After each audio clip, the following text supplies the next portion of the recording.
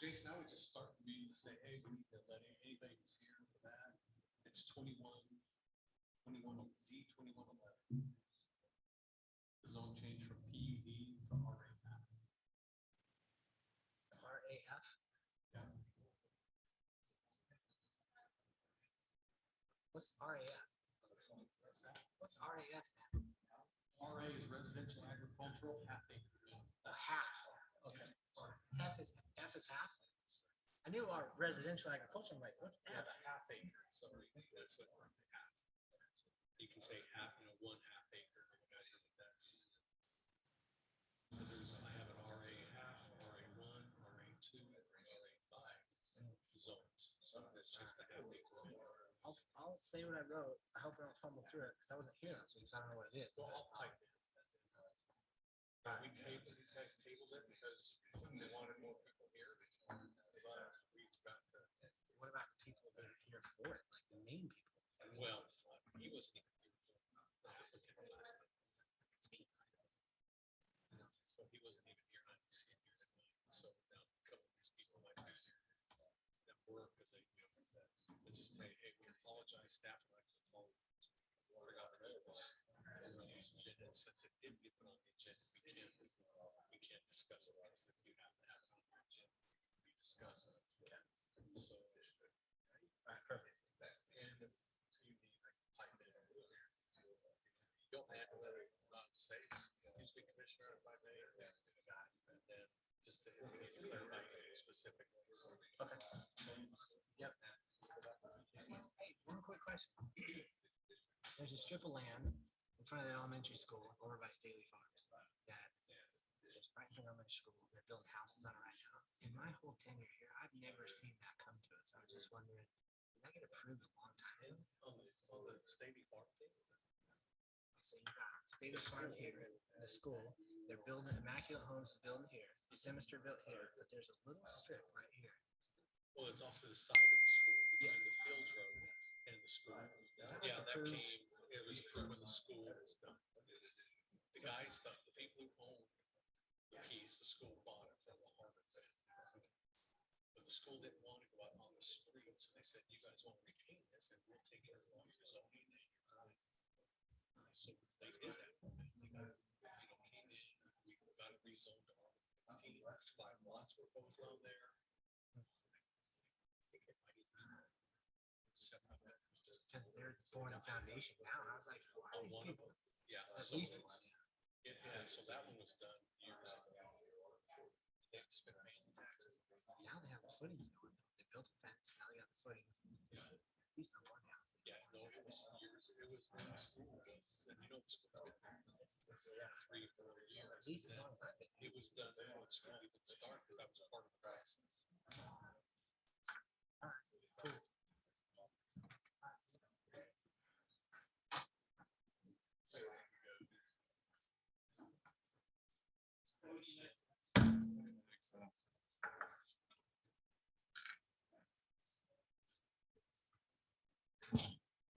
All right, Drew, just let me know when you get back to your office there. And Kathy, can you hear us okay?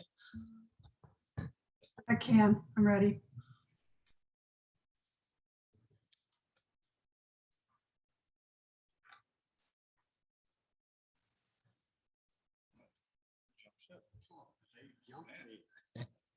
Like we're leaning this way. We're all leaning this side. Get a gang up on you. Okay, Drew, can you hear us okay?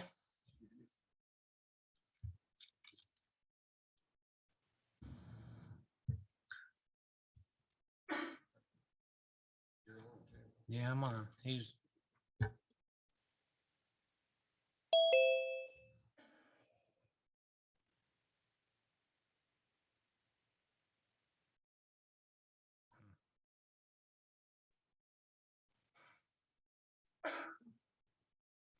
He is just logging in. okay. Oh, are you waiting for me? I'm good. I was. Eldon, are you and Drew in the same office or should I check with you each time as well? We're in separate offices. Oh, all right. I'll add you to the list. Obviously you can hear us. Cool. So Drew, just let us know when you're logged in, ready to go, or if we can start, you let me know that as well. Yeah, I'm good. Ready. Okay. Everybody, welcome to the Planning Commission meeting for June 2nd, 2021. My name is Commissioner Hanson. I'm the chair of the Planning Commission at this time. This evening, we'll start with the invocation by Commissioner Shield, followed by the Pledge of Allegiance offered by Commissioner Musso. Commissioner Shield. Our Father in heaven, as we gather this night in the Washington City Planning Commission, we're grateful for all those that came to participate and voice their opinions and concerns and opportunities for these items that are on the agenda this night. We're thankful to be united in what we do, and we pray that we will be united, that we'll have a spirit of unity between one another and between the congregation. We ask thee that things will be positive this night and that we can enjoy our time together. And we say this in the name of Jesus Christ. Amen.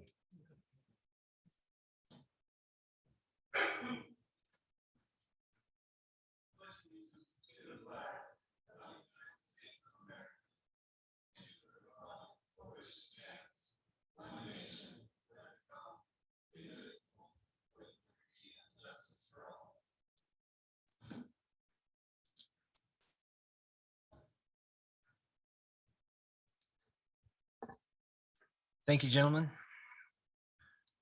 I was not able to attend the last meeting, but I was given some information today of something that transpired last meeting. There was an agenda item that was tabled for this evening. It was item Z-21-11. This was the zone change that was being proposed at that time to go from a PUD to a residential agricultural half acre. If anybody is here for that item this evening, it was not put on the agenda. And so we have had to move that to the agenda for June 16th. And so if you were here for that, you can stick around if you like, but we will not be addressing that issue this evening. It will be at the following meeting.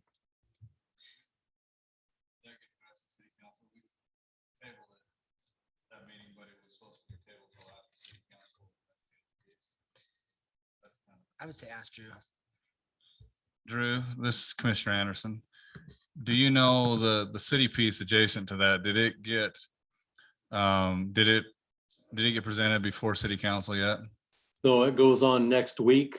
It's a 3-week gap. When you guys hear something that's a zone change, it's a 3-week layover. So that will be on their agenda next Wednesday, the city piece. Okay, because when we had tabled it, we had tabled it to talk about this piece after city council had made a decision on the city piece. So I guess So meaning we should push it further than June 16th. we need to make sure it's after the city council has made a decision on that. Well, you won't, because they have their 2-week holdover as That's part of that. So we're probably going to have to renotice, because that's not, I don't remember you guys talking about that.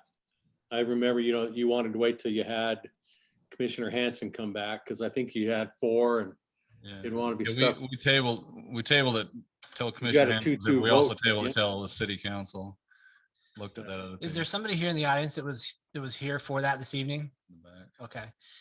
There is somebody in the audience, Drew, for this evening. Because it's a little muddy, is there something that we could either contact them or they could contact you or somebody from staff tomorrow to get more clarity of when they can hear that, when it will be on the agenda? Or are Well, we if confident?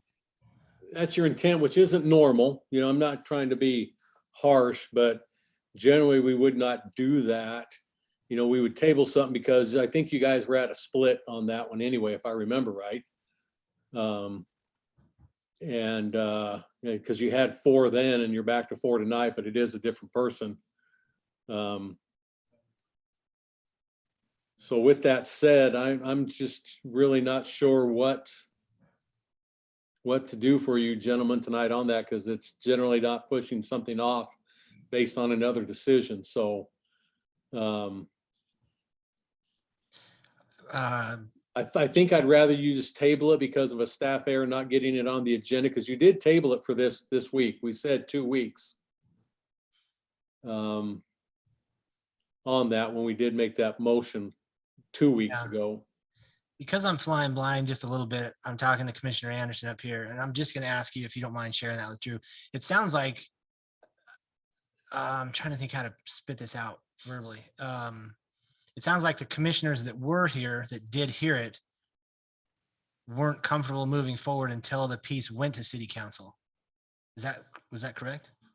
So we tabled it initially, waiting till you were back, but also when we addressed the next piece with the city, that was part of our motion that we did, is that we moved it on to city council, and that we would wait to hear what the city council decided on that piece before we revisited this one. So we kind of circle back to it, that's why. I'm going to read the minutes from our last meeting. Commissioner Musso motioned to recommend denial to the city council based on the reason that the north end isn't suitable for RA zoning because of the shape. Is that what you meant right there? Let me confirm that that's the right one. It is. Okay. Are you the developer, sir, or just general public? Homeowner? Okay. If you wouldn't mind leaving your phone number, I'll personally call you. I'll find out and let you know when that is, instead of, I almost hit myself over the head on the first agenda item right here tonight. This is taking me 20 minutes to get through it. If you'll leave your number with somebody here, come up and let me know. I'm more than happy to give you a call. Okay. Jason, Yes. this is Kathy. You have the minutes from last meeting. It would be the last couple of items on the agenda. You can read the motion. I'm kind of looking at it right now. I guess the reason I'm not, it's not that I'm confused. I'm just not sure exactly what to do. So I'm going to say, I know that we're not going to hear it this evening. That sounds like that's something that no matter how this plays out, that's the situation. So I would rather address that and move on, and let's figure it out after the meeting, how this is going to be handled. Is that okay? Yeah, I think because Commissioner, because of what happened, the motion was, I just read it, till June 2nd. And it went past 3-1. And so, but because it didn't get on the agenda, we have to bump it to my next meeting, because it should have been tonight. So it's going to have to be on the 16th. Okay. So And if we that's make just it, going to have to be an automatic for everybody who's in there, in the room tonight. You'll just have to say it'll have to be on that 16th. I don't think you have any other choice, unfortunately, after reading the minutes. Chairman, based on what's been discussed already, I think this board can make a motion to continue it again. Mhm. What's important is that the meeting that you had continued it to acknowledges that it's not going to be called and that it'll be continued to another date certain. So you're connecting the original notice through the minutes. And so that's what I would suggest, is if that's what you've decided, just ask for a motion. That'll then be contained in the minutes. It'll show that this issue was again. Yeah. And so just make sure that the motion would move it to a date certain. Then these minute meetings would connect with the prior minute meetings, and anybody that's interested in following this issue would have a record that they could track to be able to participate. okay. So actually make a motion if we're going to push it off further than the 16th, have a certain date. Drew, are you okay? Did that come through clearly? Yeah, I'm fine. So you'd have to, the next meeting that the council, because the council will be making a decision on the 23rd of June. They should be making a decision on the city piece on the 23rd. So that would leave your meeting after that to be the 7th of August. 7th of July, sorry. Okay. Look at that. This Commissioner Anderson, I make a motion that we move Z2111. Z2111 Oh, here you go. to July 7th, or yeah, to the July 7th meeting. Commissioner Musso, I second. I have a first and a second, individual voting. Commissioner Shield, Aye. Commissioner Anderson, Aye. Commissioner Musso. Aye. I'm Commissioner Hanson. I'm an aye as well. Kathy, do we need to add anything to that motion or is that okay? That's okay. Okay. And commissioners, what I think we're gonna do, just because of all this, we'll send out notices again and clarifying where this piece is to everybody, you know, that got the original notice. I'm just gonna say, you know, let everybody here know and tell Kathy, you know, kind of give her that assignment. Before that meeting, we're gonna send out, re-notice everything to people Okay. with an explanation of what happened. All right. Thank you. So Mr. Williams, Mr. and Mrs. Williams, the July 7th is when we're looking to hear this. Okay. Look for that notice. Thank you. Okay, are we ready to wrap this meeting up? Now, that was, holy cow. What else do you want to All continue? right, man. The first item on our agenda this evening is an approval of the agenda. So I'll look for a motion from the commissioners on the agenda listed in front of us. This is Shield. I would make a motion that we approve the minutes or the Agenda. agenda for this evening. Anderson, I second. I've got a first and a second, all in favor. Aye. Any opposed here? All right, the agenda for this evening is approved as stated. Second, I'll look for an approval. I'll look for a motion for approval of the minutes for our previous meeting that took place May 19th.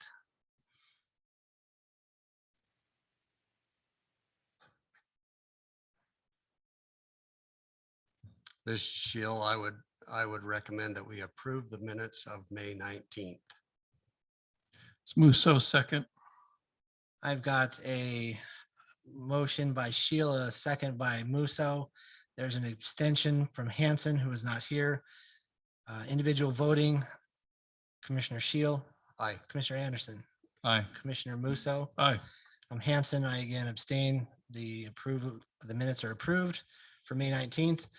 The third item on the agenda is the declaration of abstentions and conflicts for any of us commissioners on the agenda items here in front of you tonight.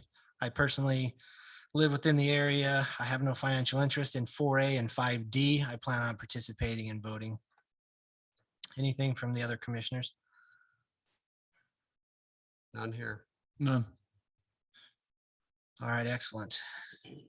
Also, at the beginning of the meeting, I failed to recognize our city councilman, Councilman Staley. Thank you for attending. And of course, our city attorney, Thad Siegmiller. Thank you. At this point, we'll go to agenda item number 4. This is a final plat. It's consideration and recommendation to city council for the Village 26 at Stookie Farms located approximately Washington Fields Road and Groves Parkway. The applicant is Carl Larson. I don't know if I should start guessing again, but I'm going to go with Eldon. Is this one yours this evening? It is, yes, thanks, Commissioner. The applicant is requesting approval of a final plat for Village 26 at Stookie Farm Subdivision. It's located at approximately Washington Fields Road and Groves Parkway. The applicant is proposing 3 lots on an area coverage of 15.6 acres. The zoning designation at this particular location is planned community development. The surrounding zoning is planned community development to the north, east, south, and west. The applicant's request meets the subdivision requirements and other city ordinances as it relates to this location. Staff has reviewed the request and recommends approval with conditions of the final plat as outlined. Staff recommends that the Planning Commission recommend approval of the final plat for the Village 26 at Stookie Farm Subdivision to the City Council based on the following findings and subject to the following standard conditions. And we're happy to answer any questions at this time. Thanks, Eldon. Commissioners, do you have any questions for staff on this particular item?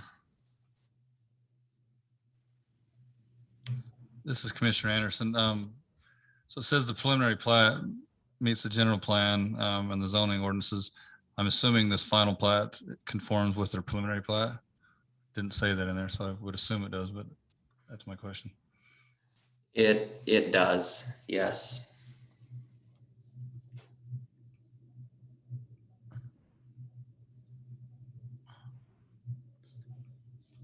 You guys have anything else? No? This is Commissioner Musso. I make a motion that we approve the final plat for Village 26 at Stookie Farm Subdivision located at approximately Washington Fields Road and Groves Parkway, and send this on to the City Council for approval. This is Anderson, I second. We've got a motion by Commissioner Musso, a second by Commissioner Anderson. Individual voting, Shield, Aye. Anderson, Aye. Musso. Aye. I'm Hanson. I'm an aye as well. The motion passes unanimously. Move that to City Council with a recommendation for approval.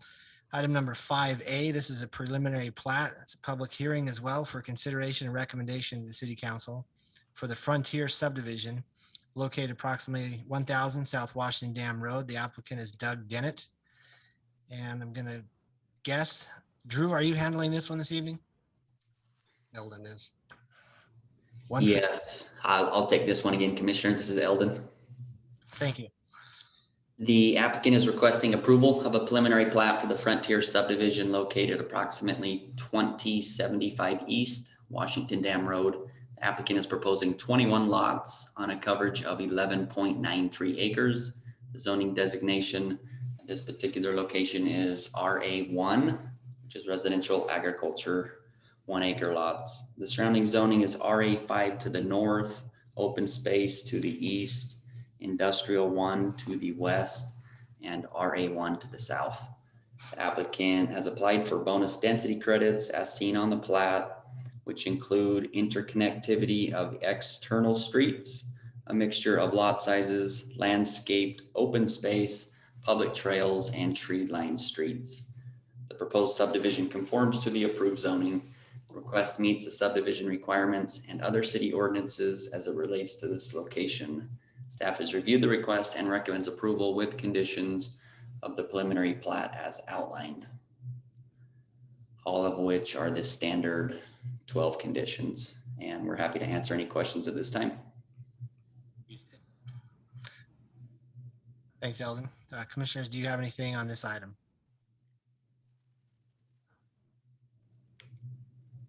This is Commissioner Anderson. Maybe this is a better question for Brandon. So how does this tie into the Washington Dam Road improvements here? Are they taking care of this little piece of Washington Dam Road, or is it being taken care of with the bigger piece? They, the developer will be responsible for everything in front of the frontage of it. So this will be separate from Washington Dam Road.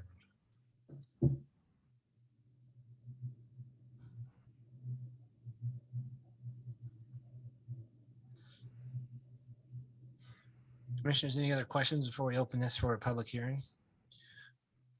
So Brandon, this is Commissioner Musso. I have a question. So how do they determine the bonus density? Maybe this is Drew's question. Sorry, Brandon.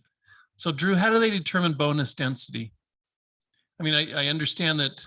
So they put trees in and they give up a little bit at the back end of this thing for a quasi park. But what generates it so that it can have that bonus density? Well, I kind of zoomed in. Did you see this bonus density calculation here? Yes. Remember my arrows flashing around? Okay. Now, within your zoning ordinance and your residential agricultural designation, we have this bonus density. I don't think any of you commissioners have seen a bonus density yet, so this will be good for you. Bonus density allows, if you're zoned RA1, that you can ask for bonus density credits, and we only do it kind of down in the, south of the river area. And within that, within my zoning book, you have these opportunities. There's probably a dozen options that an applicant can choose from. So they take the credits that they want to go after, and they in return they get a percentage. That's what this 15. So the interconnectivity of external streets, because they've offered here and joining up, these up to the north, to the east, they get like 5 or 15%. It actually can go more by adding more connectivity. So that's a kind of an easy one to get. The mix of lots means that they have to have different sizes, and they get a 5% increase for every different lot size that they do. So we don't have cookie cutter. You have a variety of lot sizes. So they got 20% on that. The landscape open space is at the front, and it's basically given purely on square footage or acreage. And there's calculated out, they got a 3% increase because of they're having that designated, this green area, it's gonna be a landscape strip. They get credit for that. And in this case, they got 3%. The public trails, they're gonna be building on the back end back here. You can kind of see that gray line amongst the green. They're gonna be building a public trail. Now, Leisure Services has accepted that is a place that he wants one. And then they'll have to build the trail to the Leisure Services approval. So they'll have to get that approved when it's in by Leisure Services. So they picked up a 25% increase in their density on that. And then going with the tree-lined streets, they picked up another 25%. So in essence, it's 88% is an increase in density that you get from the base being the 1 acre, 1 lot per acre. So you go to the calculation, the project info, they have almost 12 acres. And so they started with almost 12 lots, but they picked up an 88% increase, and that gets them to the 21. And that's the bonus density program in a nutshell for you. So they apply for based on what's in the code that's allowable to be applied for. And so actually this piece in the back is not a park. This is what kind of messed everything up for them and us, but this whole green area is actually a bunch of easements. There's a master, I think it's Rocky Mountain Power has a major power line running through there. The Water Conservancy has 2 water lines running through there. The Washington City has 2 easements in there. And the biggest one was the power line. That's what pushed them over here, because these lots were actually going to go farther to the north. But because Rocky Mountain said, we don't want anybody doing anything in there, they paid for that easement. We just decided to put the property line ending right at the Rocky Mountain Power easement. And so these lots kind of got beat up a little bit, but they still then created another lot size. So, it fell within that category as well. So I hope that kind of helped explain that for you, even though, does that make sense? It makes sense, but it doesn't make sense to me when you have a public trail that goes to nowhere. Well, right now it may go to nowhere. but it won't be- 25% credit for it. Okay, hold on, Commissioner. I was just trying to, right now, it doesn't go anywhere, but it will. It's part of the overall plan. That trail will be linked to other trails that'll head off to the east, putting you through the gorge, through the river area, tying into the master overall trail. This is on our master trail system right here, this piece. So they're putting that in for us right now.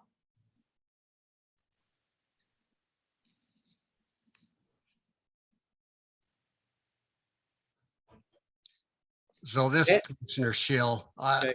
my question is, it's currently zoned residential agricultural 1 acre. Does that allow large animals, and is this going to allow large animals? They would have to have the acreage to do so. So they Is could that not do it on half the acre smaller or lots, larger? no. Drew, what'd you say? We missed that. Are you guys hearing me all right or what? We are, but that last one, it was, Okay. we No, missed it. if your lot doesn't meet the minimum size for a residential agricultural size, you cannot utilize it. And even if you're on a half acre piece, you wouldn't be able to do much on it anyway, because all the criteria that you would have to follow, it would be very slim to none. What's that minimum size? 12,000 No, it's gotta be. No, half acre. acre? There you go. So you have 1, 2, 3. So there's some in this subdivision that would not be allowed to do that. There's And that would be clearly known or four- commonly known. 4 that would. Oh, there's 4. 43,560 square feet.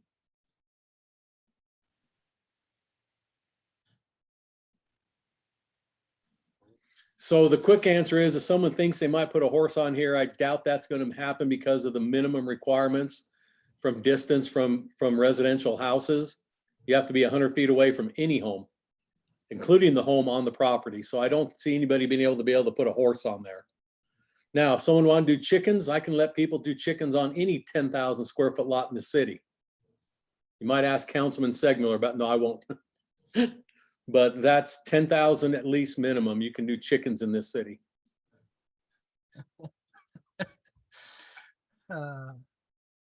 Thanks, Drew. Commissioners, any other questions? Yeah. If not, at this time, I will open the floor for the public hearing. Is there anybody here in the audience that would like to make a comment on this particular item? As you come to the microphone, Kathy is taking notes in the back room for our minutes. Could you please make sure you speak clearly and state your name for the record? My name is Georgette Kent, and I live at 2191 East Washington Dam Road, and we've lived there for about 20 years, and we moved there so we could have horses and agricultural property. And our zoning is RA2, and we're one lot, well, we're one piece of property to the east of where this is. And I do not understand how you can consider a bonus density when it's RA1 and move it to what you're allowing here with 21 lots to conform and keep the character of the neighborhood when you're supposed to be residential agriculture 1 acre. I think this is a lovely subdivision they're proposing, but it's not keeping in character with what the neighborhood was originally planned for and what the people that live out there expect to have. And I appreciate Commissioner Musso's comment about a trail that goes to nowhere. It begins and ends at nowhere. You have 500 feet of paved trail on the back of that property. But I'm pretty sure that the people to the west are not going to allow access across their property to get to it. And I know we're not going to allow access across our property because it cuts right through the middle of our property. So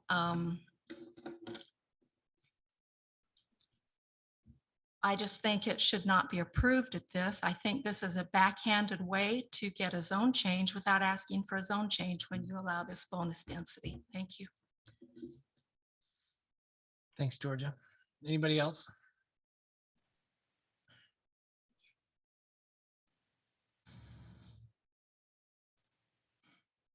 My name is Neil Kent. I'd have to second everything my wife said. The trail system, and this is not the first time we've heard this, that it's on the city's plan. But the city's plan never did take into consideration that I have steers on one side of that trail of where they're going to be. I have horses on the other side of that trail where it will be. And, you know, I've heard the story that everyone loves to see those animals and it's great for their kids. Well, let me tell you something. It's not great for my cows and it's not great for my horses for two reasons. One, the liability of your kids crawling into that fence and my horse happens to step on them. I can't afford it. The next thing is there are always really good people out there who want to feed my animals. You know, that sounds pretty good. But how many of you realize what an oleander leaf does to a cow or a horse or to a human? It is toxic. We had someone that was really nice threw some in with my steers. Lo and behold, it cost me about $1,500. I don't need that. Atkin, when they put the bridge in, came and wanted a right of way through there for the city of Washington. And it was all about this trail system. And he was telling me how great it was. And I said, it will never happen as long as I own the property. So I can tell you, if they want to do this, all they got to do is buy me out. Because as long as I'm with the animals, and there's an arena right next there that has lights that go on, and when people come in and complain, because they don't have the animals, if they had animals, it'd be a different story. But when they come in and complain that those lights are on till 10 o'clock, I've been there 20 years. We try not to leave them on at night because of the price power, first of all. But when they complain, I'll leave them on longer. I just want you to know that we've been through this fight a million times. We started it in St. George way back when. We have enough property, they can't bother me. I've got 8.25 acres there. But when you put the people in there without the animals, they're going to complain of the flies, they're going to complain of the dust and everything that comes with it. And so I think you're doing something a little underhanded when you give them all these, it's just like the 2 streets that they're saying they have open to the east. Where are they going? Quartile's on the property. I don't see them. They've had a million chances to sell it. I don't see them opening a road into that. And if they do, it hits me. And I'm not opening a road to anybody. So that's really about as, yeah, it's there, but it's never going to be open unless you buy us all out. It's not going to be a road. It's just like the trail to nowhere's, the roads to nowhere's. But you can say it's there. Thank you. Thank you, Mr. Kent. Anybody else? My name is Kristen Kaiser and I live down off about 2200 Washington Dam Road. So we're actually off Granada Royale and I've been there for over 20 years. So I'm kitty corner from the Kents and I've been there. But the one thing that really stuck out to me was the easement of the Washington Dam Road. And you said this wasn't for that, but on the plan, it says the easement and then an additional 42 feet or from this part and this part. And I want to make sure because my aunts own the next property of the after the Christies, and then I'm right next to there. And so if you're looking at widening this Washington Dam Road, you're looking at taking well over what was allotted to the city. And I just want to make sure that doesn't get approved for 42 feet of whatever the easement of, because we are right now a 2-lane road and I'm not willing to give up my acre for a wide road. And I'm across the street from the Kents and you're talking about smell and lights. And if people are not understanding that's what the property is, like this is a horse property. These are, good old cowboys. And this is not for a huge subdivision right in this area. Cause even I own 3 acres on the other side of our street. And I know that this is commercial and not commercial. This is farm property. So I'm a little against of having this huge subdivision and them having issues with the neighbors and us losing a ton of property for the Washington Dam Road widening. I don't want that to be taking off, a bunch of our road. So. Thank you, Kristen. Anybody else this evening? Eldon, is there any chance that, actually, I don't need to ask that anymore. Is that correct, Eldon? If there's anything that was submitted online? That's correct. Yeah, nothing was submitted. Okay, thank you. Commissioners, I'll look for a motion to close the public hearing at this time. This is Sheil. I would make a motion that we close this public hearing. Anderson, I second. I've got a first and a second. All in favor? Aye. Aye. Any opposed? Okay, the public hearing is closed. Commissioners, do you have any additional questions for staff in relations to this item?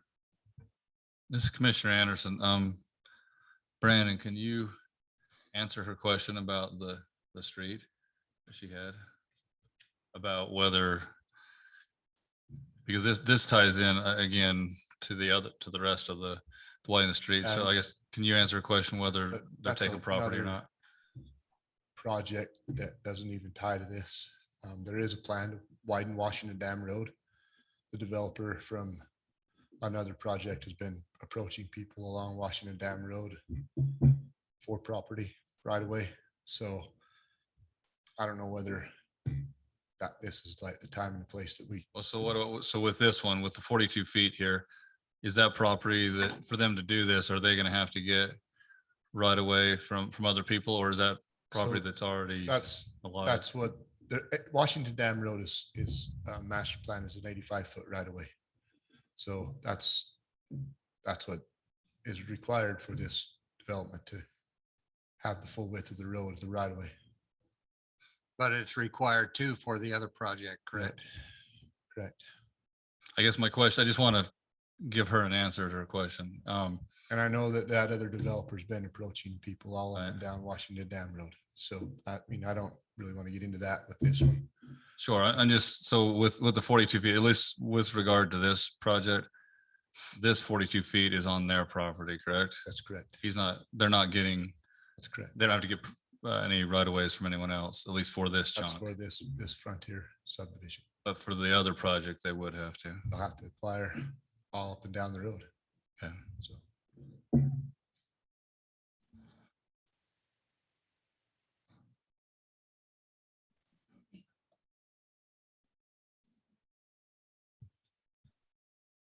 Commissioners, any comments for each other or staff at this time?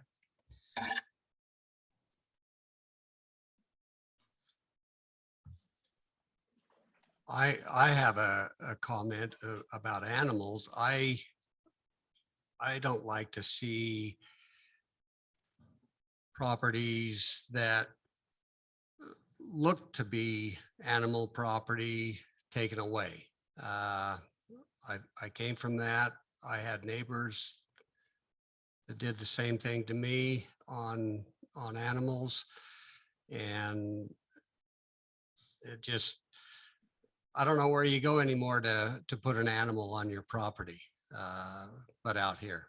So I think we have to revisit the bonus. That's just how I feel.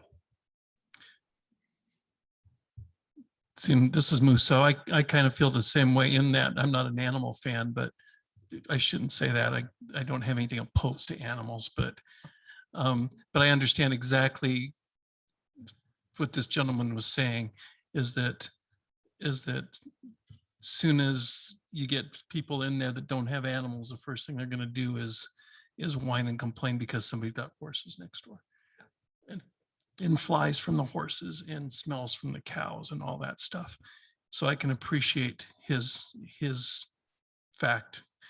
And the interconnectivity of the streets, those two roads go to nowhere. And the trail goes to nowhere. I'm sorry. I mean, I understand there's a master plan for all these things, but there's no master plan for those two connective roads. And the master plan for the trails, unless there's a drastic change in opinions of a lot of people along that back trail, I don't see that going anywhere. So that to me wipes out 40% of the bonus density, you know, and I don't know. That's my opinion for what it's worth. This is Commissioner Anderson. It's funny because I actually looked at this property to buy it one time, so it's funny to look at it from this side. But and I appreciate what the developer is trying to do and trying to make good use of the space. But I also think that we need to protect agriculture in the city. I think it's fleeting and there's not much of it left. And with this, there's not many spots that are zoned, you know, for this. I think that with the bonus density, again, we can't necessarily change the formula that the city uses to do bonus density. You know, we're not rewriting that, but again, it's hard for me to see 15% with streets that, I mean, yes, they could potentially connect if someone buys the adjacent properties, but they don't currently. And, you know, again, the public trail, it is a benefit to the city that they're building a possible thing in the future. But again, until the adjacent land, is purchased, and a lot of adjacent land, it doesn't lend itself to any public use, at least not in the near term. My feeling on this is that if we're doing residential, if even with the bonus density, if we're trying to keep it residential, area, and yet, city ordinance doesn't allow you to do any sort of residential, or agricultural activities if you're less than a half acre. I think it's silly to allow any lots less than a half acre,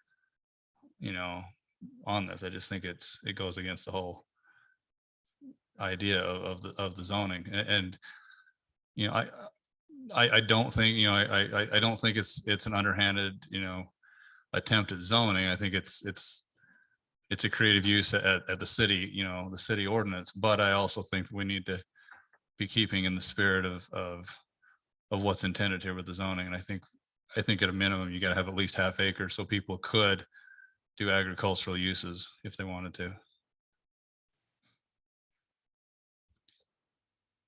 I don't have anything to add other than what you gentlemen have said. I'll entertain a motion if you don't have any other questions or comments for staff. Well, Commissioners, may I just point out, if you look on the TV screens, here's the crux of the problem with this. This is a challenged property. And all these residents say, as one of them stated, they've been here, it may not be 50,000, but it's close. It's in the 40s.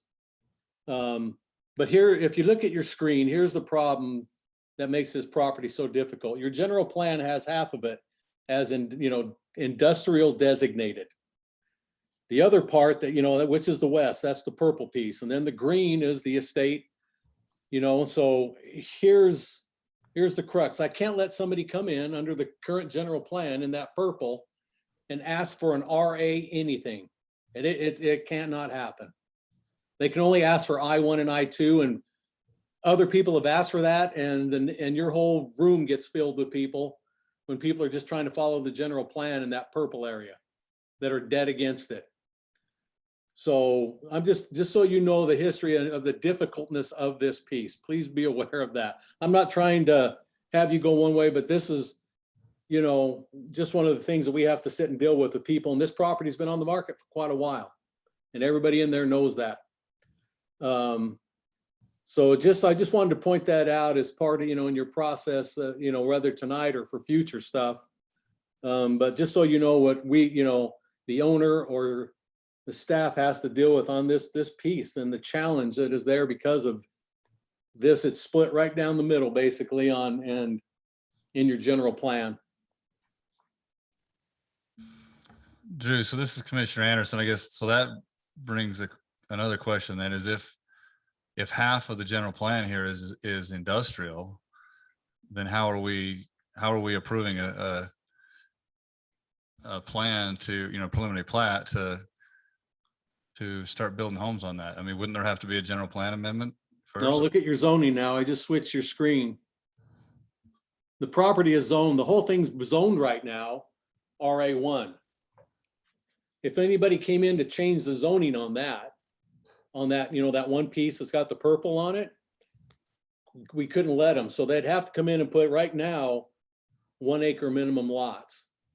And they're just trying to, they're just asking because it's in the code to allow for the bonus density in here. Doesn't mean that it's a guarantee.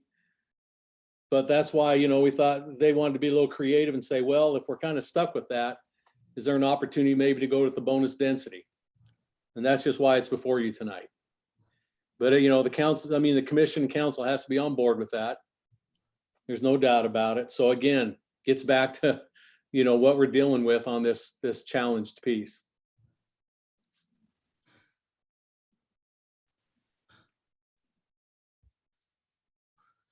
Drew, this is Thad. Is the property boundary today for the application today, does it meet the boundary of the industrial and the RA1? I think Well, it meets the zoning. Correct. Right I'm there, just that asking boundary. that blue boundary, that blue line in the map, is that the boundary for the applicant's property today? Yes. Okay, I just think that's what Commissioner Anderson was asking, is whether What you there were was. saying before was confusing. It looked like you're saying that The industrial went right through the middle of this property. That's why I asked what I did. Yeah, and that's all well, I'm trying to clarify. Well, it does general plan designation, not zoning. There, make sure you keep the two distinctly separate, and I'm going to show you well, let me highlight, I can't do that now. Let me take the zoning off. I'm going to highlight your property. Here, let me try to get this box a little lower. Okay, so there's the boundary of the subdivision, the boundary of this piece of question. I'm first going to click on your general plan. Okay, and then I'm going to show you the zoning. Oh, it took off my box, but the zoning is RA1 for the right now. They could come and do, on that property, whatever the RA1 allows them to do. So Drew, does the general plan need to be amended before we can even accept or even look at this then?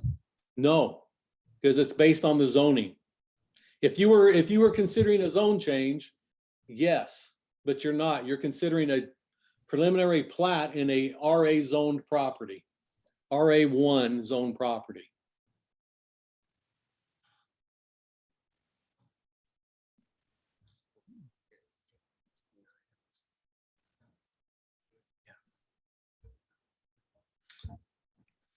I think what Drew's saying is this is a situation where if the applicant were to bring a general plan usage that included industrial, the residents would probably be less happy than what you're seeing tonight. But it's clear also that the commission and the residents, have some satisfaction concerns with what has also been presented tonight. And so it is zoned RA1. The application asks for bonus density, which is allowed within our code, but is also discretionary to the commission and the council members. This is Commissioner Anderson. Yeah, I don't see any problem with putting homes in there. I think it's a good piece of property to do it, but I think it needs to be in keeping with the surrounding area and with RA1. I think the bonus density is too aggressive. With that, Yeah.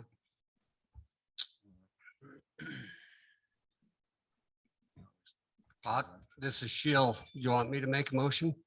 sure. I'm just trying to find my thing. It just blanked out of me. Okay, this is Sheil. I would make a motion that we deny this application and send it on to city council.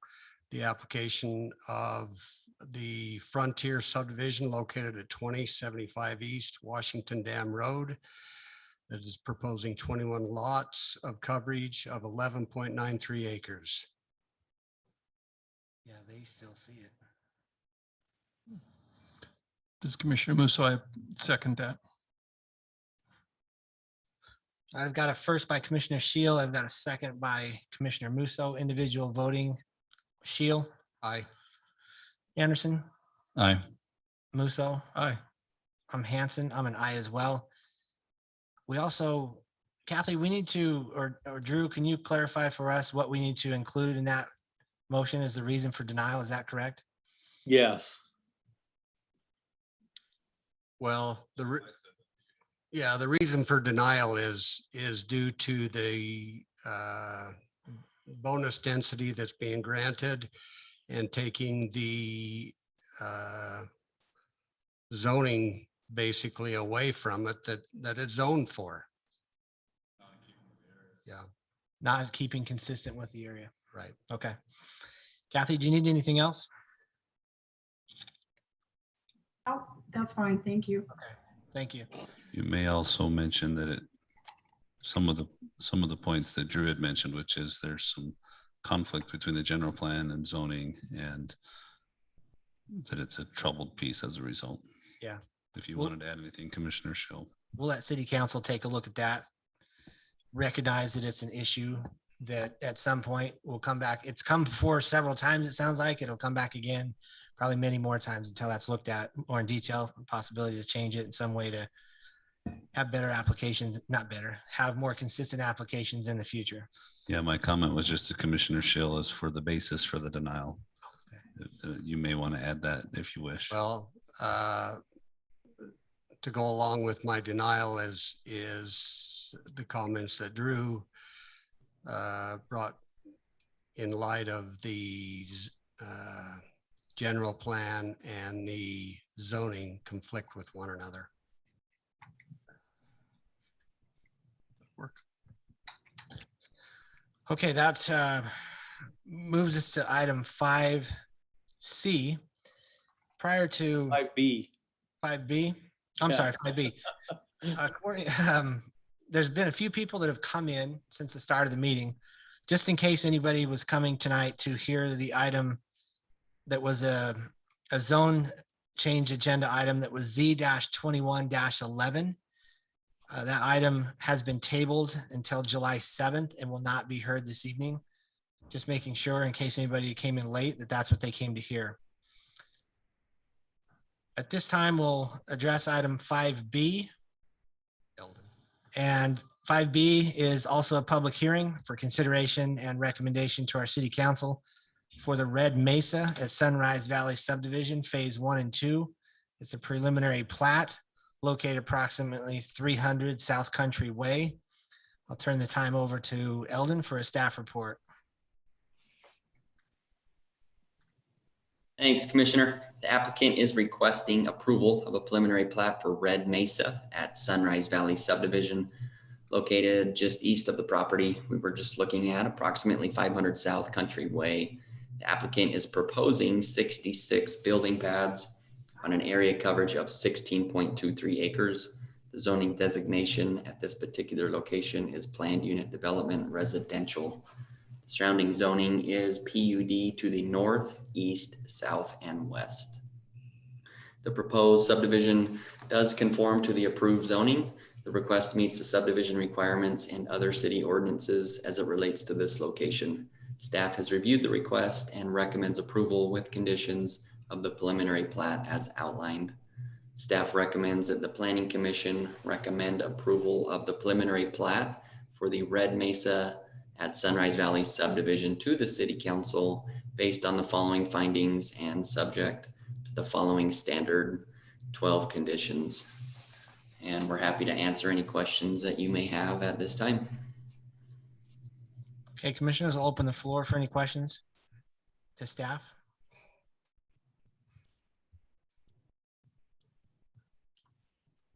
This is Commissioner Anderson. Is this, so it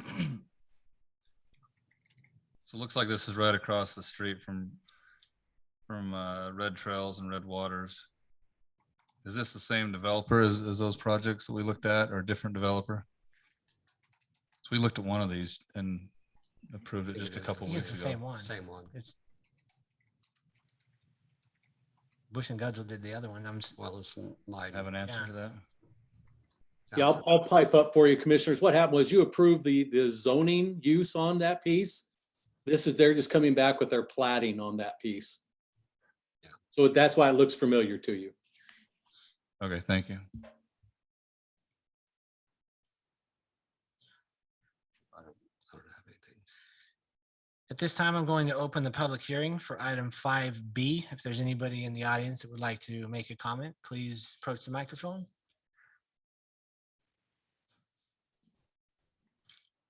It does not appear at this time that there is anybody who would like to make a public comment. So commissioners, I'll look for a motion to close the public hearing. This is Shill. I make a motion to close the public hearing. This is Musso, I second. I've got a motion and a second. All in favor? Aye. Aye. Any opposed?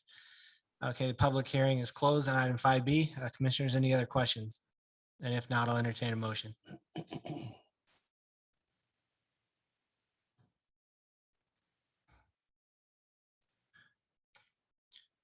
This is Commissioner Musso. I make a motion that we approve the preliminary plat for Red Mesa at Sunrise Valley Subdivision located approximately 500 South Country Way, and send this up to City Council for approval.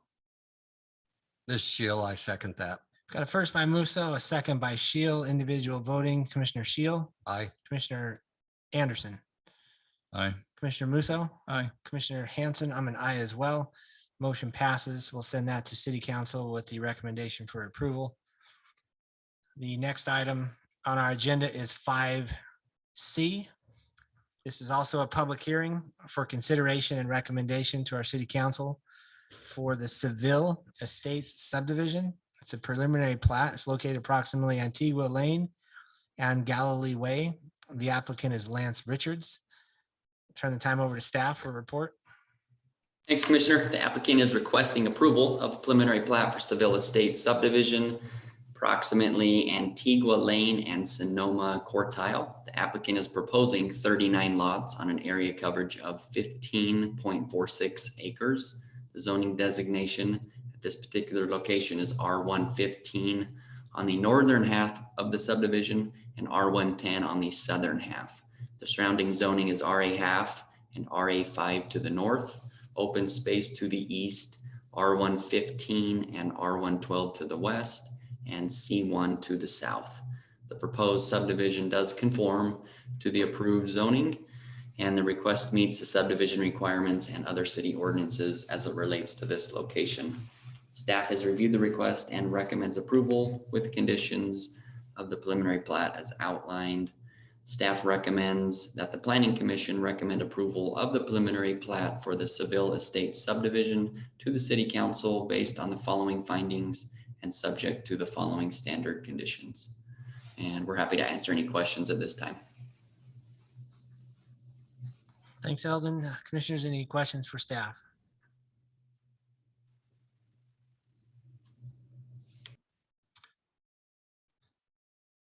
So Eldon, this is Commissioner Musso. What is there's a designation lot A at would be the south end of the property. What is that just an open space that's going to be developed in future date?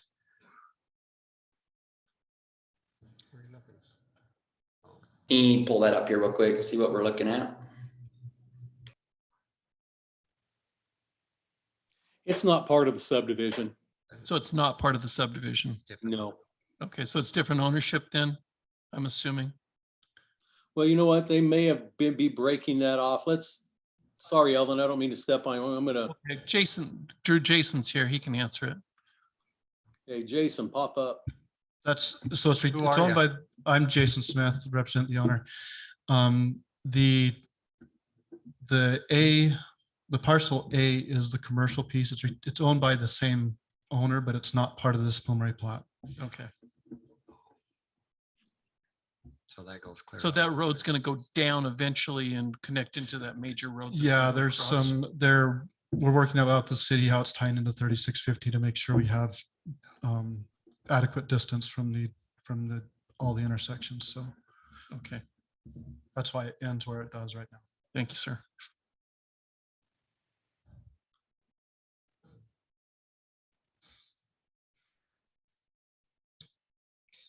At this time, I'm going to open up the public hearing for item 5C.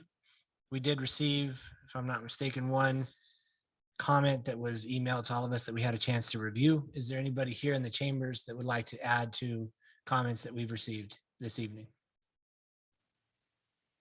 Please state your name for the record. So Chris Staley, before the commission as a resident and an adjacent property owner. My understanding, if you can pull up the preliminary plat, is that the master transportation plan or that was going to have, I'm not sure if it's Antigua, but I thought the road plan was to have the road come along the east side of the plat and would intersect with 3650 South.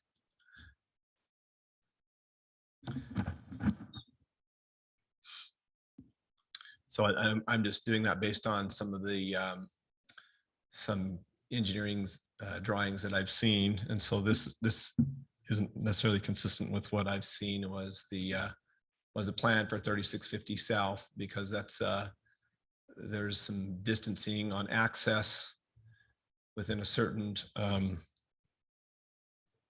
distance from the Southern Parkway. So Drew, if you can zoom in on that, I'd like to show you a little bit what I've seen and what the concern is. Where is is this what you want? Because here's the master plan road right here, the pink Yeah, dot. so if you can, Where do you want me to go from here? so we're down on 5C, right? Sevilla Estates. Right. So we're down on, we're down in the field on 3650 South. And you're north of I-15. You need to go into the fields.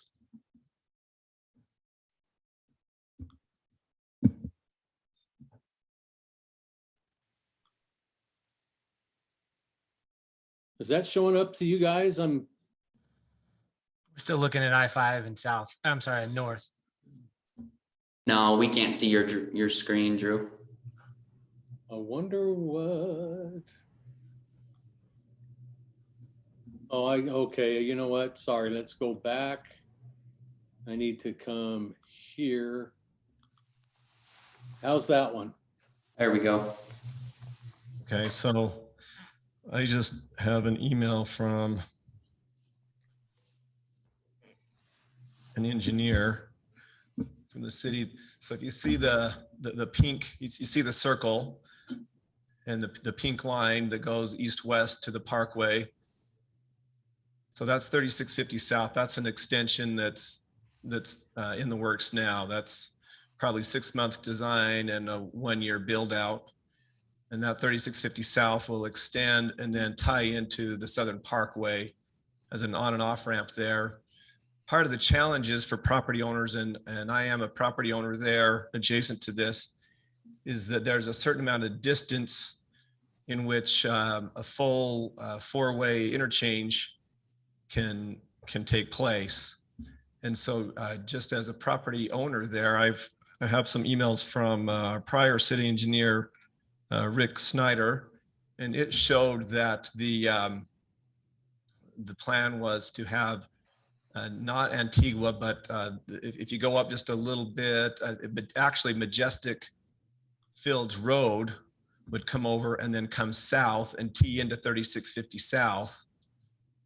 So that road where you see the red, the drawing that he sent me, that was some preliminary drawings by another engineer, it came straight, it curved tighter and came straight along the east side of this preliminary plat that's being presented and along the west side of my property. And the reason that they had drawn it that way, that Public Works, the engineer had drawn it that way, was because that was the correct distance to have the first full 4-way intersection there. And I recognize that a master transportation plan is just lines on a map, but I can dig through my emails and find this. In fact, I think let me see if I find it here. But I do have concerns with the access with them. I don't have a concern with Antigua going north-south the way it does, but I do have a concern with the easterly border of that not providing access to 3650 South the way that had been shown. Because if you go further east from my property,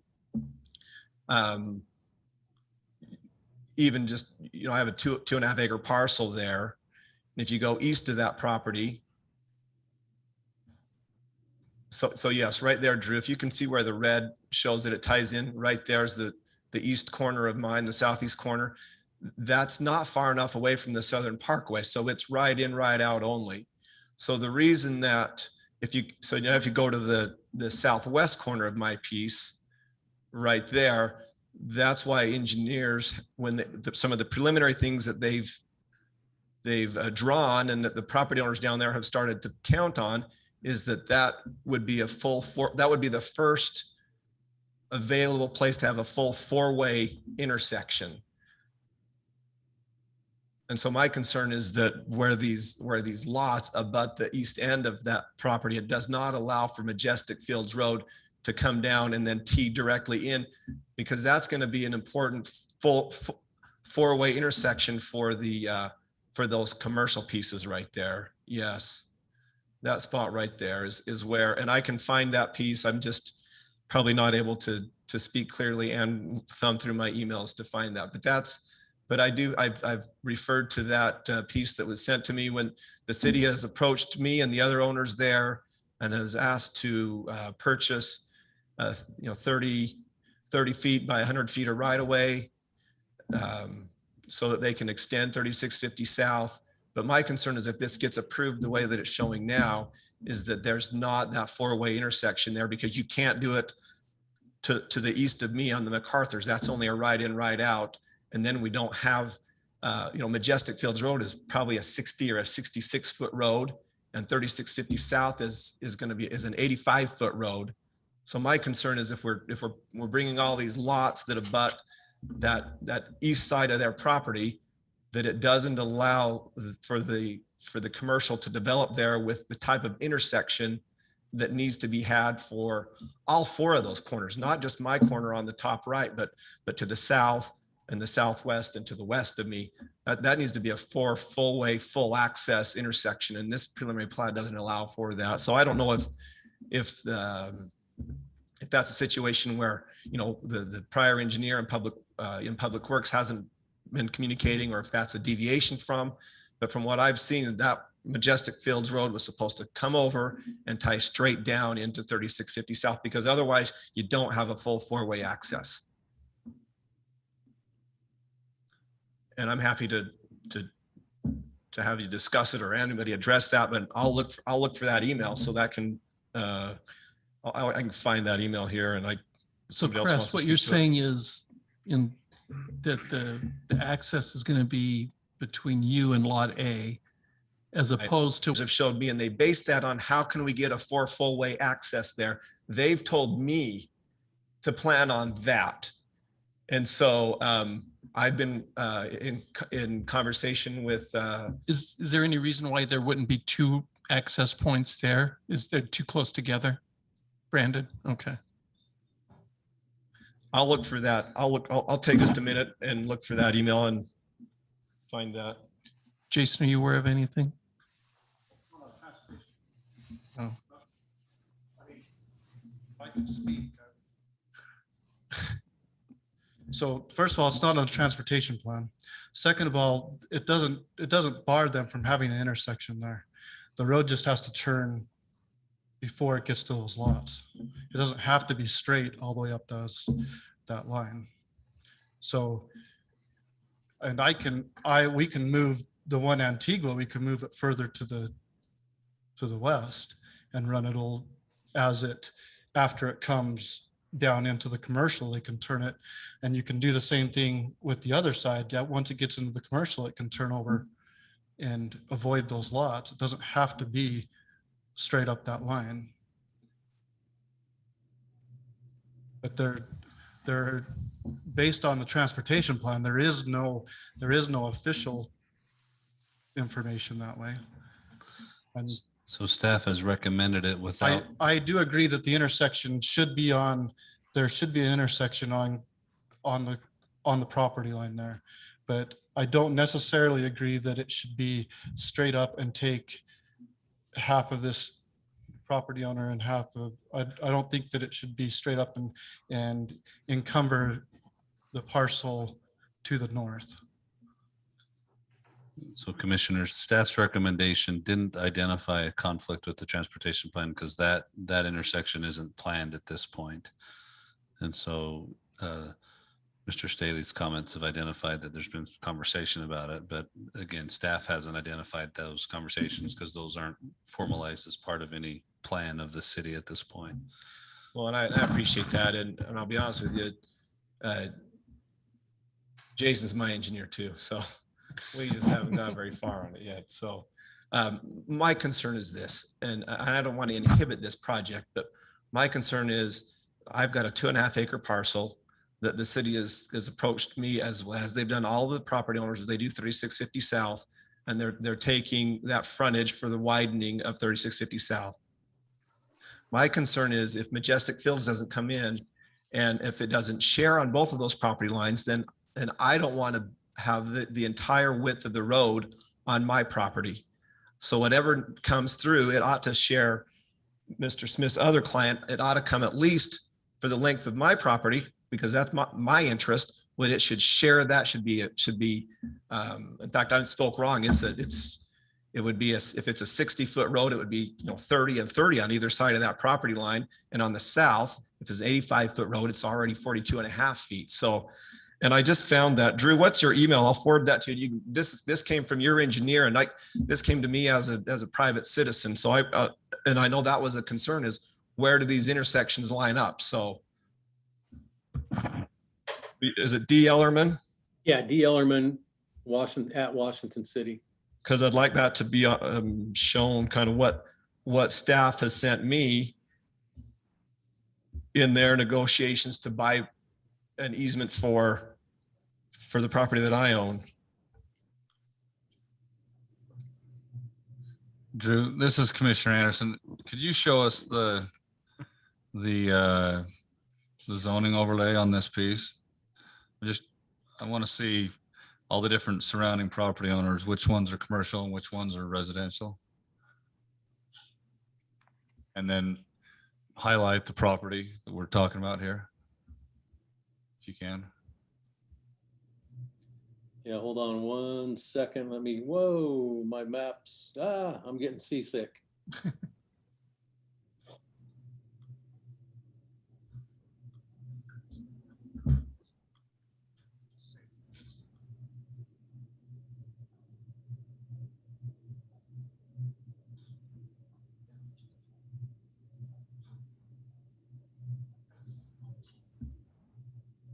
Commissioners, can I say something to you?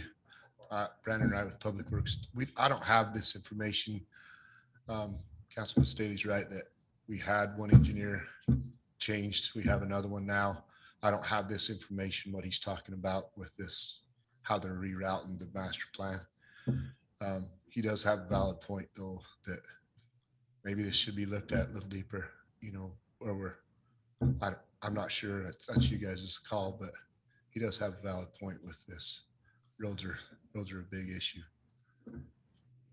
So Drew, Commissioner Anderson, again, I guess. So maybe this is a question for you, Chris, is your property just, is it just zoned open space? now? What's the zoning? So it will show as open space because it has no zoning. Okay. It has no zoning. It's general planned, either community or neighborhood commercial. So it has a general plan designation, but does not have a zoning. What Jason's telling me is that he thinks they can split that, but I want to make sure that's on the record because I think that's important. And Drew, I did send that email. So if you can show that on that'll show why that's critical. Did it get through to you? And I'll let Jason speak to you as well. He's my engineer as well. Yeah, it's not to me yet, but I'll keep checking. Yeah, it's Jason Smith again. I agree at the intersection of 3650 that it should be split. That access is for separate owners. I completely agree with that. All I'm saying is that Majestic doesn't have to run straight north and south. As it gets to the corner of, as it gets to the corner of the residential area, that it turns over and goes up that way. That's all I'm proposing. I think we agree that the intersection should be split at that point. It's better for the commercial property on both sides. This is Sheila. If you take Antigua and dogleg that over so that isn't that a property line right there too? So if you dogleg that so over and take that access that property has access. okay. It looks like we probably have to bring it over close to that property line anyway, just because of distance. I mean, I have understood that that's the plan for the intersection that was at that property line on this lot A and Cress's piece. That intersection is established there on that corner, and I agree with that. Are you going to have the same issue with the Jacobsons and the Hansons on up? Haslams? Yeah, so he's going to have to go straight through. Well, Not, it's not on the transportation master plan. The only thing that has been planned is the intersection of 3650. The road has not been planned. Drew, this is Commissioner Anderson. What's the city ordinance as far as how far in a subdivision before you have to have another connecting road? How many feet?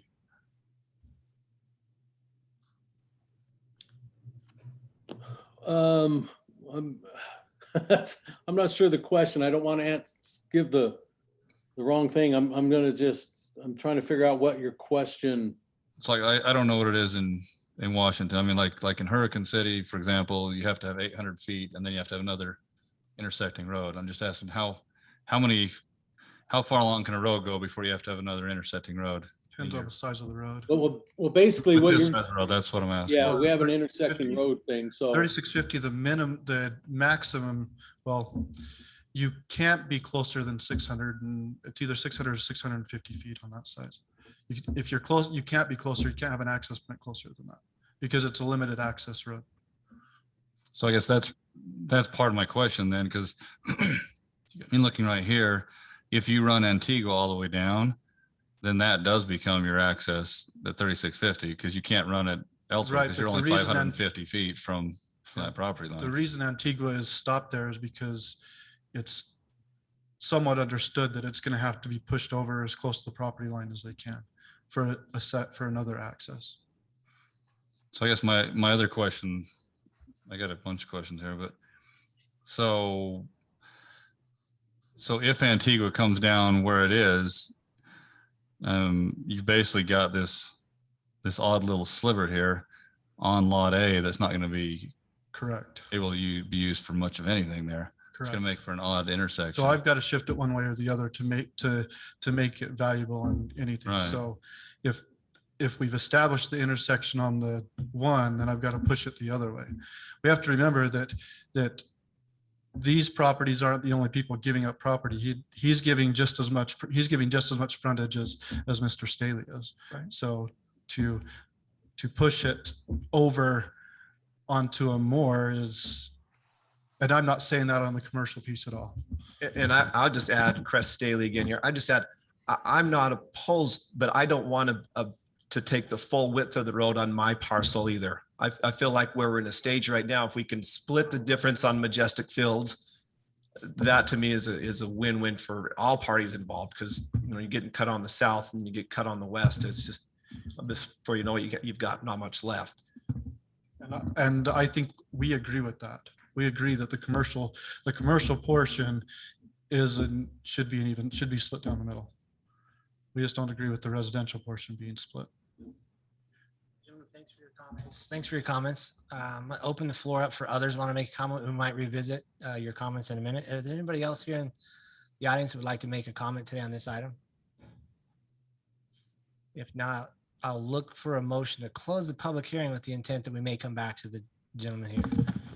Yeah, I appreciate that, Chairman. I just, sorry, I'm just trying to get the map sent to Drew, and I don't want to lose the opportunity to talk with that map showing what the city had sent to me and what I've relied on. I think I was able to text it to both of them, but maybe not email it, because I purposely didn't have any of this conversation come through any of my city emails. I've kept it completely separate. I haven't ever tried to influence where those roads go, but I have tried to stay informed as a citizen. So the best I could do tonight was text those to our attorney and to Drew, but I'd like to at least let you see what the city engineer had sent me that we're relying on, because I want to make the point that, and there it is there. You can see that attachment. I just want to make the point of why it's critical that we have a four-way intersection there for those commercial pieces. You see the on and off ramp there, right there, Drew. That's ride in, ride out only. And you look at the spacing to Antigua, that's from what I've heard from Public Works and everybody, is that we've got to figure out a way to have that full four-way intersection right there where it is, which would split this lot A or lot one, and would split the piece that my wife and I bought years ago from her aunt's estate when she passed. So that was what I wanted to make sure was on the record, that you could see that was the information that I'm relying on. So if that needs to, right in the middle, that's a lot. You see how that's a larger intersection. If you look at that, it's a full four-way and it's planned for a light, and that's going to, so however that comes through, I don't know, but I'm obviously here in this particular instance showing the reason that I think that it ought to split and that it needs to make sure that it lines up. So whatever those residential lots to the north do, it ought to be consistent with Jacobson, Haslam, whoever, so that can be split and that road can come down in an appropriate manner. Go ahead. Gentlemen, I'm going to give you one more comment each, then I'm going to have you both sit down because it's getting off the rails. I want you both to sit down. And I respect both of you, but at the same time, you have to understand what you're doing here. You're bringing us new information that we're not hearing until right now, asking us to make a decision on something that's not official or on the record or have a chance that it's been vetted before it comes to us. You have to understand that. No, I do understand that. Right. But what I'm saying is we're 30, whatever. We're past. I mean, you can. I don't have to make any comments.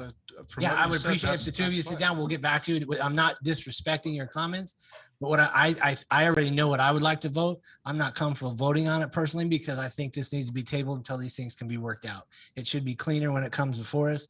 Jason, when you sat here, I think you would appreciate that if things come to us clean. I see what you're saying. I agree with it. I don't disagree with it at all. And the more that we hear, I'm like, yeah, it's just telling me we need to hold off on this. That's where I'm at. So what I have to do is close the public hearing. Jason, come on up. Go ahead. What would you like to say? All I would like to say is you have as much information as I have. I have no information that the intersection is the only thing that I have. I do not have where that road is. I know the intersection is going there. Right. I've anticipated that intersection going there, and that's it. It's not even part of this plat. I'm not even concerned about 3650 on this Right. plat. So what I'm saying is we're talking about things tonight that if the two of you weren't here, this probably been over a while ago because we wouldn't have known any of the information that you just brought to us. We would just vote. We would just be looking at what we have at this time. It's not on the transportation map is what I'm suggesting. Right. I didn't bring up any of this information. And you mentioned that. And it's no, I understand that. But now that it's being brought to light, I'm suggesting that as commissioners, we look at tabling this because I don't feel comfortable. I agree with what you guys are saying, but this isn't the forum to do it. I would rather you did it more in official capacity with the staff before it came to us to vote. all I'm saying. It has nothing to do with this submittal. That's all I'm saying. Possibly I'm misunderstanding your intentions and I might be doing that. This access has no bearing on the submittal at all. I'm not talking about the commercial piece. I'm not talking about 3650. I'm not talking about the intersection. But however, though, where Antigua is, though, it's going to have to connect at some point. Correct. So what you're saying is going to dogleg, basically. I am going to give as much space as I possibly can. Right, to dogleg it. To provide as much space between intersections as I possibly can. That's why it doesn't show it connecting. Right. Because I am going to do as much as I can that way. And I don't know, the other reason I'm not showing it is because I don't know if the property owner to the west wants access from that portion, or if he just wants the residential access, because he already has residential access, but does he want the access on 3650? I don't know that. And so I'm not showing it this time because I don't know that. And it's not part of this submittal. It's just information. But you understand our point. So we need to kind of understand where Antigua is going because it's right now it's just dead ending right into going that to that commercial. point. Well, and that's where it's going. And that's, but if I didn't own the property, that's how I would tie it too. If I didn't own, if we have to remember that parcel A has nothing to do with this submittal. Right. It's your information. We're supposed to show what they own. It's a commercial lot. Lot A is a commercial lot that is in the future that isn't part of the preliminary plat. So that's why there's no information shown on Lot A, because I've got just where the road's coming to it and where 3650 is. Okay. I'll ask again if there's anybody in the public that would like to speak on this item before we close the public hearing? I'll look for a motion to close the public hearing at this time, commissioners. Is Musso so moved? Anderson, second. We got a first and a second of closing the public hearing. All in favor? Aye. Any opposed? I'm an aye as well. The public hearing is closed on this item. I'll open it back up for commissioner comments to staff or either gentleman that actually, or of Jason that represents the applicant at this time.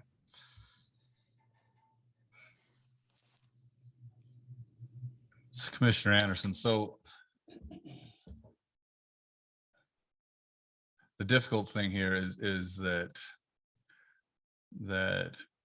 if we approve the preliminary plat the way it currently sits, then it limits, severely what the Haslam piece and the Jacobson piece and the Staley piece can do with their property. And it completely, I mean, any need for Majestic to come down, it completely puts all the burden of the right of way and the street on them, which is it's not fair, and it's not the right way to do developments like this. Typically what you do is you run if you know you're going to have to bring a road down, you run the property line right down the middle of the road, and whether they want access to their residents off of Majestic or not is up to them, but that's how it's typically done. And each property owner bears, the burden of half of that road. And so what Chris is saying is what he's saying is right. That's not fair to, for the city to come back and let's say they update the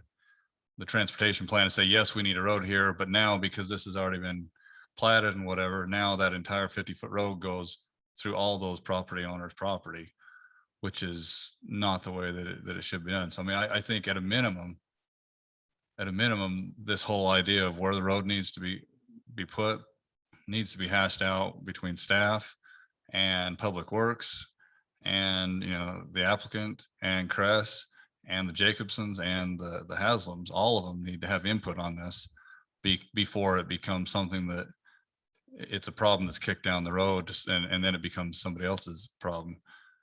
It has to, and I don't think doglegging Antigua is an answer to try and fix this. I think the city and Public Works needs to either say, yes, there's going to be a road coming from Majestic, or no, there's not. If there's not, then Antigua can be an answer. But if there is, it needs to go down the property line. As I look at this, all we know as planning commissioners is this road right here. We don't, and I don't know that we really care about this right here. Is this road really going to go anywhere right here? We don't know if it's going to go anywhere. Well, that's what I'm saying is I think that before. Is an access point on that for his commercial property. This could end up being all residential back here. So It will. I don't understand what his email was showing, a curb cut going all the way with the road. I don't know that there's really is that really for real? We don't know. That's all I'm suggesting is like you were saying is That's this what I'm should be saying. hammered out. It's These totally things should be premature addressed before we until see it. they need to hash it out with staff, with Public Works, and with all the property owners there and decide if there's gonna be a road there or not. And if there is gonna be a road, it needs to go on the property line. And if there's not gonna be a road, then that's a whole other argument. He wants this because he got firstly, he wants full access for his property. Right. Well, like I said, it's Commercial neither, for it's, 4 of 'em. it's neither here nor there. It's just, if there's gonna be a road, it needs to be talked with all these property owners and it needs to be shared on the boundary line. And if there's not gonna be a road, then they can, it's a different issue. But I think that needs to be addressed before we even begin to look at a preliminary plat on this property. Well, the only issue, so this property is entitled to bring an application for preliminary plat and consideration. The issue is raised by a separate lot that is not part of the application. Yeah. And the question of where the road that will be designed in the future will cross that lot and connect to 3650. And so it's not an issue that is connected to this preliminary plat application. It is an issue that's connected to the planning and development of this area in general in the future. But the commission or the council have not ever required that a future road to the east or the west or the south be worked out that doesn't impact or affect the plat that's being presented at that time. And so it is an issue for the general area. It's not an issue for this plat, except that Mr. Staley wanted the commission to be aware that he's got a concern about where that road's going to connect across Lot A. Right. I just don't like approving stuff that causes a can of worms later down the road just because it was procedurally okay to move it. That's all. I think we should be a little more forward thinking when we're looking at these things. The challenge though is the plat as presented tonight. How could it solve that issue? See, that's where I'm saying it's not connected. This plat tonight can't answer that question for you. The property that answers that question isn't even on your agenda tonight. Personally, I like what they're doing. But these other roads, we don't understand. We didn't know anything about them.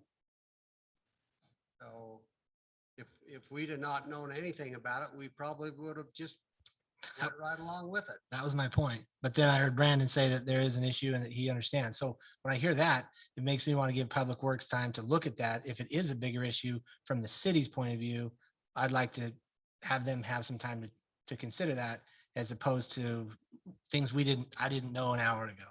I think That's we'd the all only like just to know where it's, we'd all like answers and just relying on the information that we're given, so we're not at odds on that. So you could either table it and ask that a plat be presented that at least extends the roadway connections through Lot A, so you understand where that is. Or you could make a motion and say this is contingent on such and such road crossing Lot A under, a certain condition. And so there's a number of things that you can do. But I just wanted to make it clear, Lot A and where roads cross Lot A and connect to roads to the south isn't a part of this preliminary plat. And you can't require that this preliminary plat solve that answer tonight. You can put conditions and make it contingent. Approving this to city council this evening opens up a can of worms in the future. Is that correct? It puts strain on other property owners? Well, the council still has to wrestle with the same issues you're wrestling with.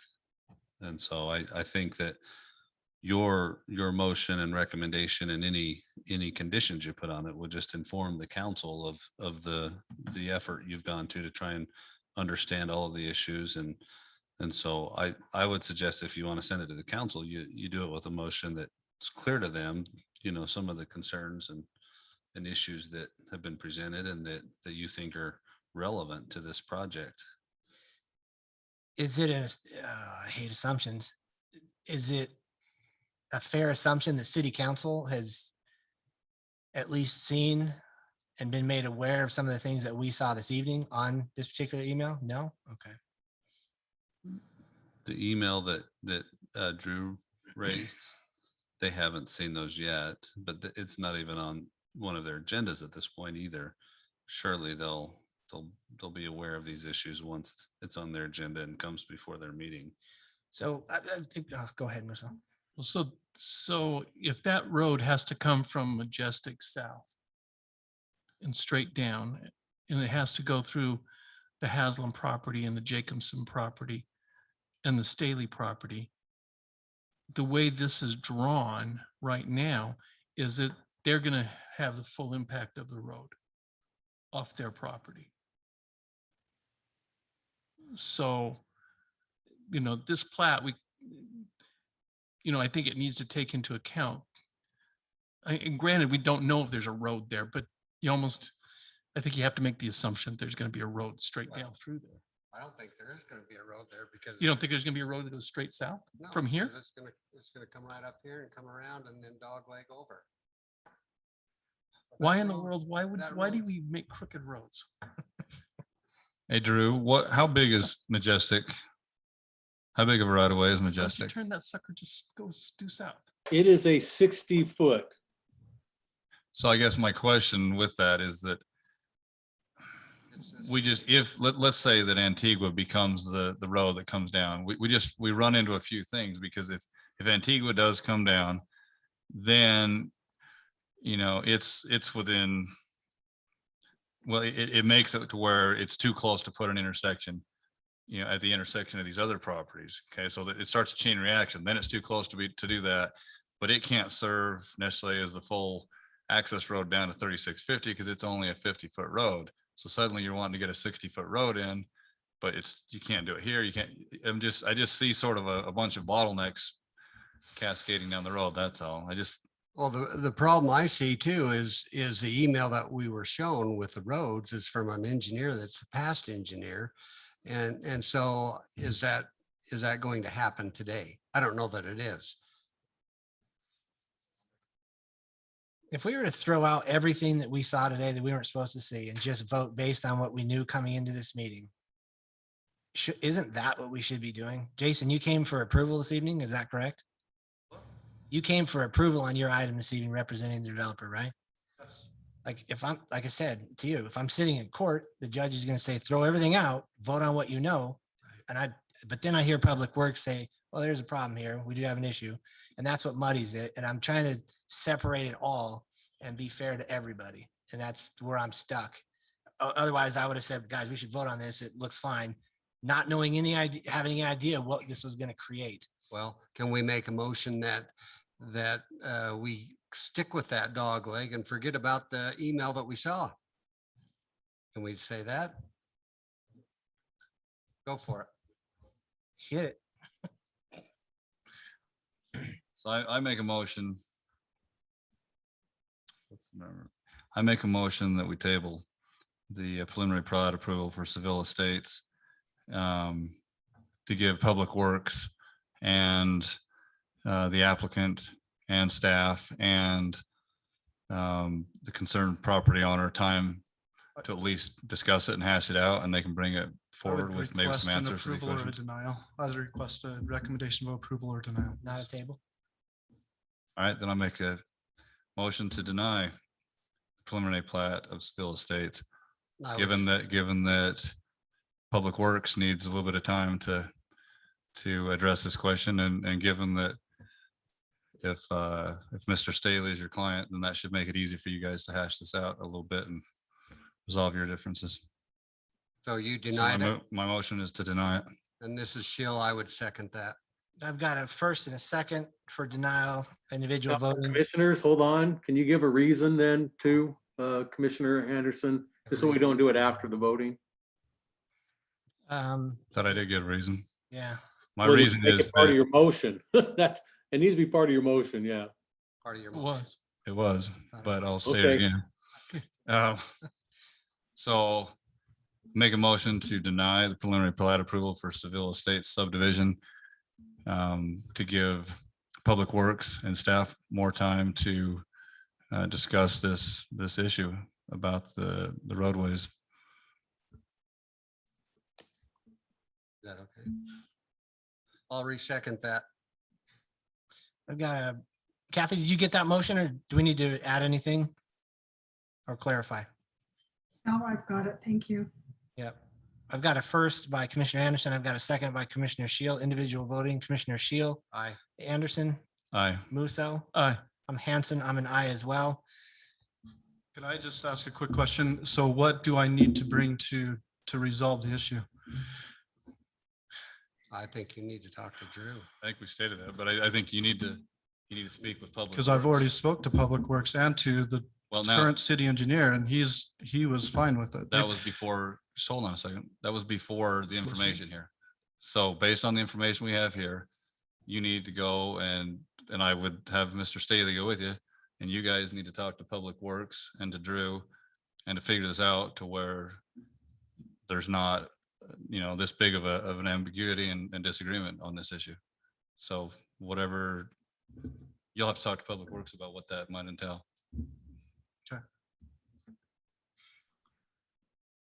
At this time, I'm going to take a 5-minute recess. Thank you.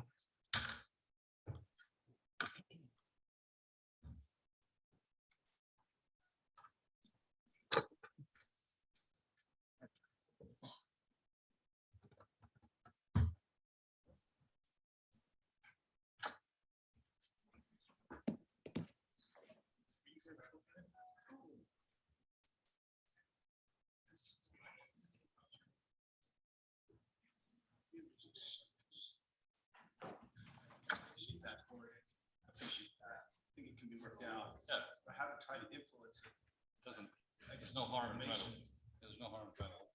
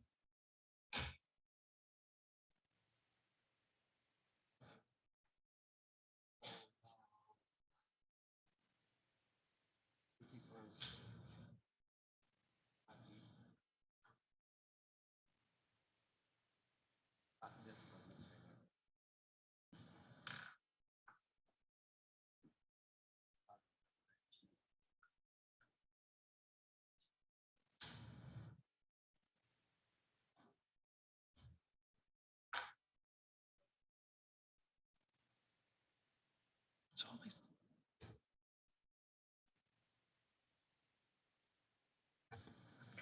Drew and Kathy and Eldon, this is Commissioner Hanson. Are you back where you can hear us? Yes. Yeah, sorry, I couldn't find my mute button to unmute. We're good. Thank you. Eldon, that goes for you as well, correct? Yes, sir. All right. Thanks, everybody, for allowing a 5-minute break. Appreciate it.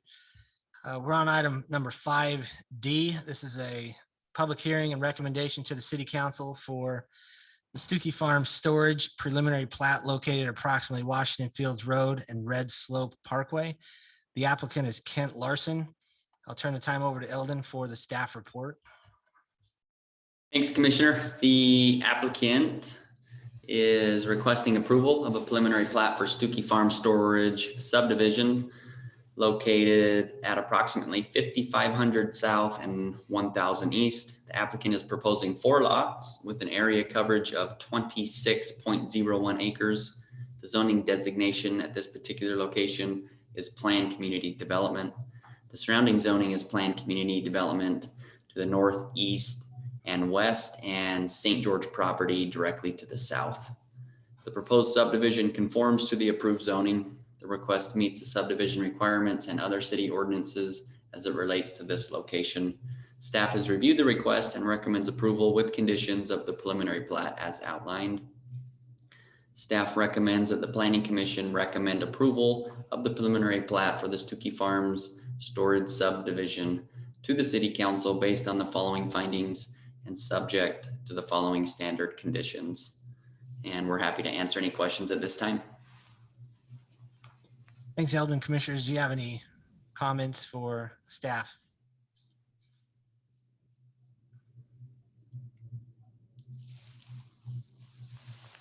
And if not, I look for a motion for approval or denial. Oh, I do not, actually. At this time, I'm going to open this up. This is a public hearing. For anybody who'd like to make a public comment here in the chambers, please come forward to do so at this time. Doesn't look like there's anybody that'd like to make that. I'd look for a motion to close the public hearing. Is Commissioner Musso so moved? Shields second. Got a first and a second. All in favor? Aye. Any opposed? Okay, the public hearing is closed. So what is it? What's the use on this? Is it storage or? Correct, yeah. Lot 1 is from my understanding where they'll be placing that, which they'll come back with specific designs. So 1, 2, 3, and 4 are all specific for that. Is that correct? No, just lot 1. Brandy, correct me if I'm wrong.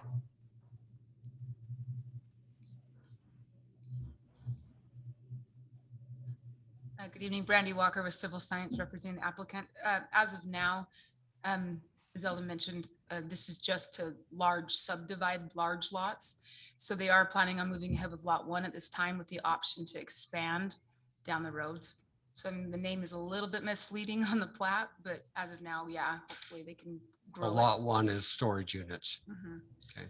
Brandy, isn't the intent, this is Commissioner Hanson, isn't the intent for that to be storage all along that back fence up against the airport eventually? Yeah, within Carl's PCD, it's always been, yeah, presented as such. All right, thank you.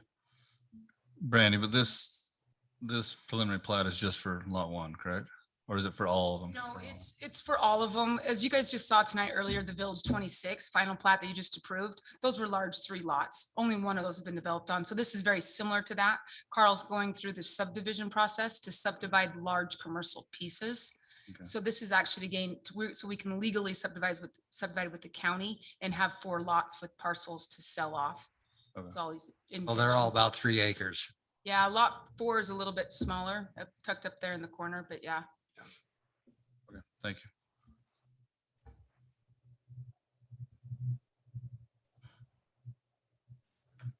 Public hearing closed. Public hearing closed, yeah. There's no other questions, commissioners. I'll look for a motion.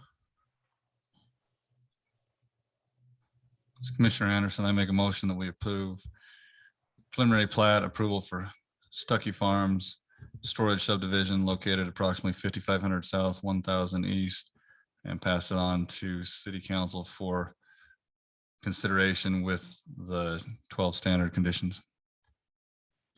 It's Commissioner Musso, I second. I've got a first by Anderson, a second by Commissioner Musso. Individual voting, Commissioner Shield. Aye. Commissioner Anderson. Aye. Commissioner Musso. Aye. I'm an aye as well. Item 5D passes for consideration to, passes for recommendation to the City Council in the affirmative.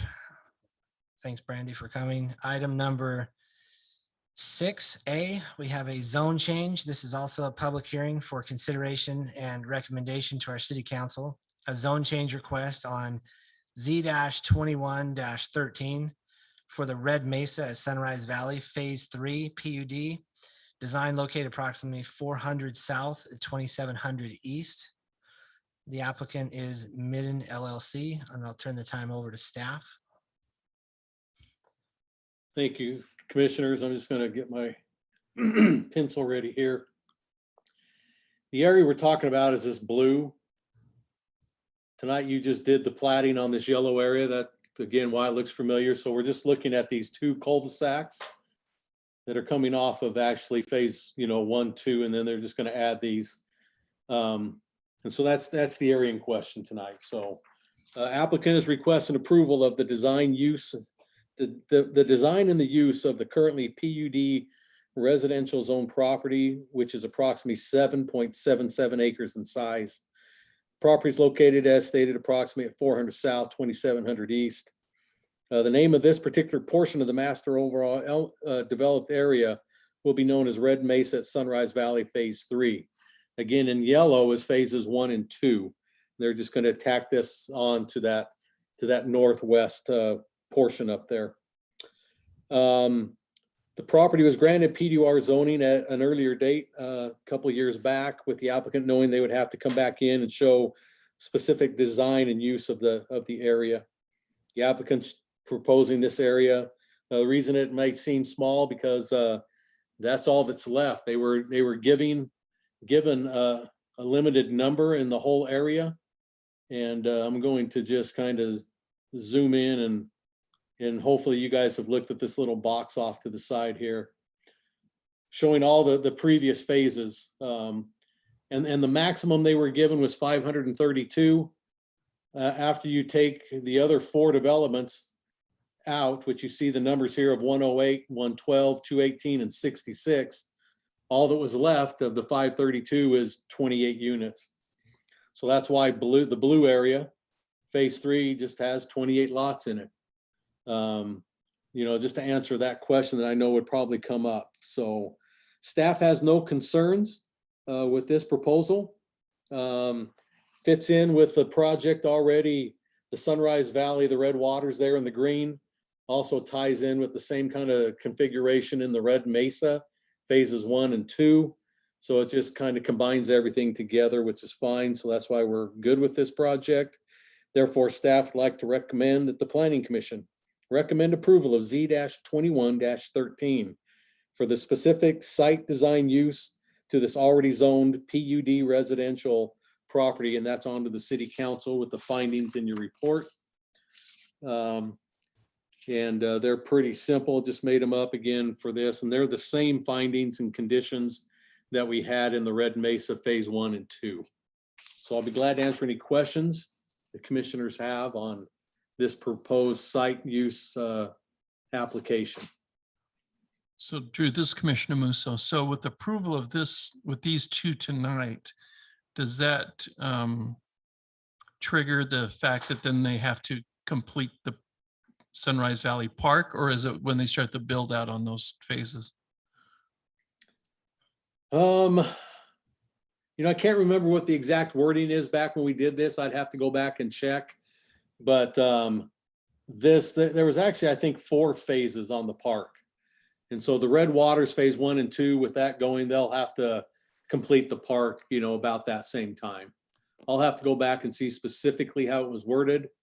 And then we'll just make sure. But yeah, the park will be being finished up with actually the yellow area is what would have triggered that, because there were 4 phases on the park. Okay.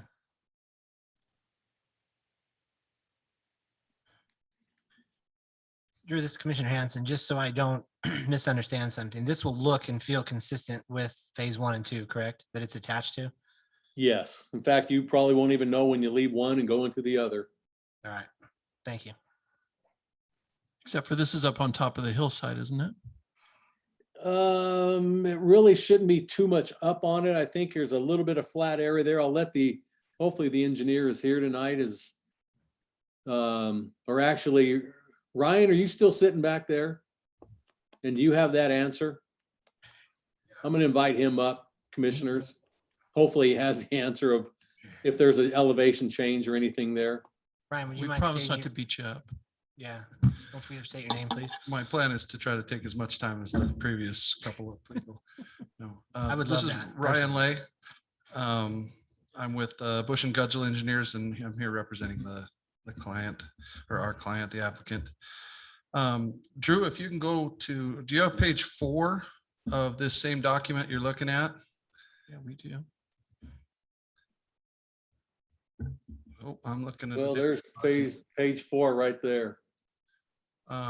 Well, I'm looking at a going down, different Drew. document. I've got the elevation, or excuse me, some topography shown here. It is elevated a little bit. Doesn't appear to be a great deal. Can I pass this up here? Looks to the like page commissioner? 6, Drew. Yeah, Yeah. right. Oops, right there, Drew. Oh, there we go.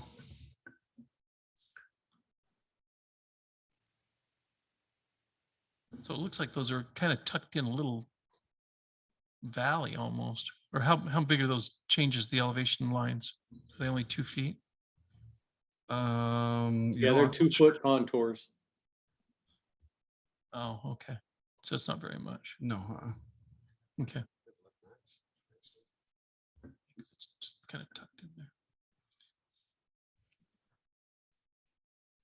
Any other questions for staff or the applicant this evening? Representative of the applicant. No. Thank you. Thank you. Thank you. We did close the public hearing. We closed the public hearing. We did not. Did we open it? Kathy, I can't remember if I closed the public hearing or not, or opened it for that matter. You need to open it first. I just want to make sure you're there, Kathy. That's all. At this time, I'll open the public hearing for item number 6A, the zone change request. If there's anybody here in the chamber that would like to speak on that subject. Doesn't appear at this time that there is anybody. I look for a motion from the commissioners to close the public hearing. This moves so moved. Anderson. Second. I've got a first and a second, all in favor. Aye. Aye. Any opposed? All right, closes the public hearing. Commissioners, I'll open the floor for you to answer any additional questions that you might have for staff or the applicant representative. And if not, I'll look for a motion. This is Sheila. I'd make a motion that we recommend the city council approve this Z-21-13 for the specific site design that has already been zoned PUDR with the findings and conditions from staff. Anderson, I second. Do I probably need to say the Red Mesa at Sunrise Phase 3. Is that correct? Yeah. Kathy, do you need us to restate that or are you okay? That's good. Anderson, I second. I've got a first by Commissioner Shield, second by Anderson, individual voting. Shield, Aye. Anderson, Aye. Musso. Aye. I'm Hanson. I'm an aye as well. Item 6A passes. Item number 6B, this is a public hearing for consideration and recommendation to City Council, a zone change request Z-21-14 for the Desert Ridge PUD planned unit development design located at approximately Bella Vista Drive. The applicant is Stephen Howcroft. I will turn the time over to staff for their report. Did I miss one or we? Nope, you're where you need to be. Okay, right. okay. Sorry. I'm sorry. The applicant's requesting approval to amend the zoning. Whoa, that's. Yeah, sorry, this is the one that's 7.7 acres. And this is at approximately Bella Vista Drive and Bonnie Lane. The amendment of the currently zoned plan unit development residential PUDR would be to change the elevations of the triplexes on the south side of Bonnie Lane, change the amenity area at the east end of the overall development, and then change the lot layout of the single family detached portion also on the east end. And that would be that area labeled phase 2 new. Also on the east end, and finally, add another row of triplex buildings at the south end of the development, which is this area referred to as phase 4. This whole, I'll get my arrow there to bounce up all those triplexes right there, coming up kind of the hill per se at that point. The elevation change, let me get to that exhibit. This is what they wish to change the elevations to. More of a modern, the other one was a craftsman style. And so they're wanting to go with this, and these will match up the design to the Desert Flower, which is already under construction there as you come in off of Bella Vista Drive on that west end. And these will be the new triplex elevations that they're wishing to propose and have updated. So this is more of a modern style finish. And again, matching up with those homes at Desert Flower as stated. The proposed amenity change. Let me zoom in down here.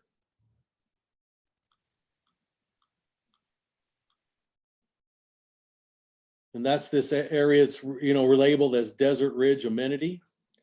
The proposed amenity change at development is basically due to the previous denial of vacation rental request by this applicant when it was approved a couple years back, which had a big pool area, a jacuzzi area. Then they also had the play area, and they had 2 pickleball courts on that original one. But again, being that there is not vacation rental, they wanted to drop the big pool area and spa area and then come back with this proposal of still a playground, one pickleball court, and then a basketball sports court area that you see here. I wish I could zoom in more, but that's the tightest as we get. They're still proposing the parking area that was part of the original approval. But again, the amenity is just not having to put the pool in, just due to not having vacation rentals. So with that, left in this new proposed amenity area will be a gazebo with barbecue grills, a basketball sports court as stated, a grassy area for kids to play in, and a pickleball court with associated parking, and the exhibits attached to your report. Staff is okay with the proposed changes, which will still be tied to the other amenity at the far west end of the building by the Desert Flower development, with that for amenities on this project.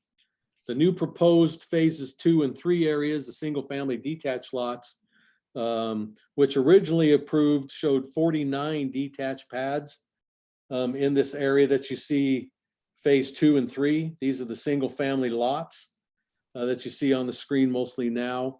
And again, originally there was 49 approved. This new proposed is showing 72 detached individual lots.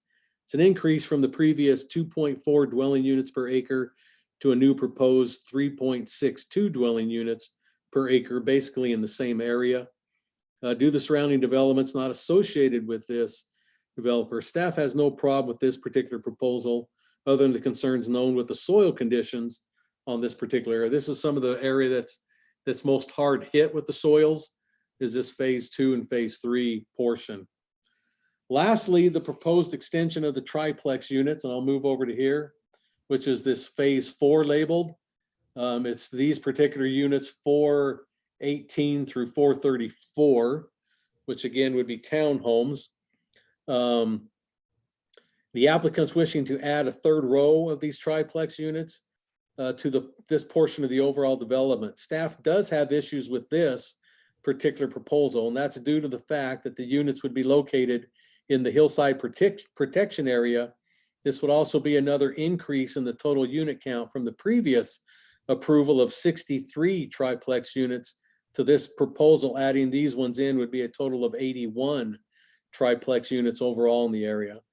The total overall count would add 23 detached homes and 18 triplexes to the entire project. Staff just feels that these are a little more troublesome heading up the hill towards the folks that live on top, that probably had issues with this as much as anybody in the original approval. And I just don't like the hillside, getting into it as well. Staff's reviewed the entire requested amendment to the current zone PUD and is agreeable to the changes at the triplex elevations and the amenity area swap out and the modification to the single family lots referenced in phase 2 and 3. And but staff is not in favor of the additional row of triplex shown, and it's labeled as the new phase 4 on this particular proposal. Staff therefore recommends that the Planning Commission recommend approval of Z-21-14 for a zone change amendment request of the current zone PUDR for the changes to the building elevation finishes of the triplex units, for the changes to the amenity area at the east end of the development, and lastly, for the modification to the detached single-family lots on the southeast end of the development. And that would be onto the City Council based on the following findings and subject to the following conditions. And note that this would not, staff is not in favor of the proposed 3rd row of triplex townhomes, roughly at that corner of Bella Vista Drive and Florence Drive, in between those two, sorry. And that's my report. These are the original 17 conditions that you see. especially noting number 17 that a lot of people have kept an eye on. And it was given that no more than 30 dwelling units will be allowed east of Bella Vista Drive until the extension of Bonnie Lane and 1100 East heading north to Telegraph is constructed. So I'll be glad to answer any questions that the commissioners have on this amended PUDR. Thanks, Drew. Commissioners, I will open this up at this time for any questions that you have for Drew.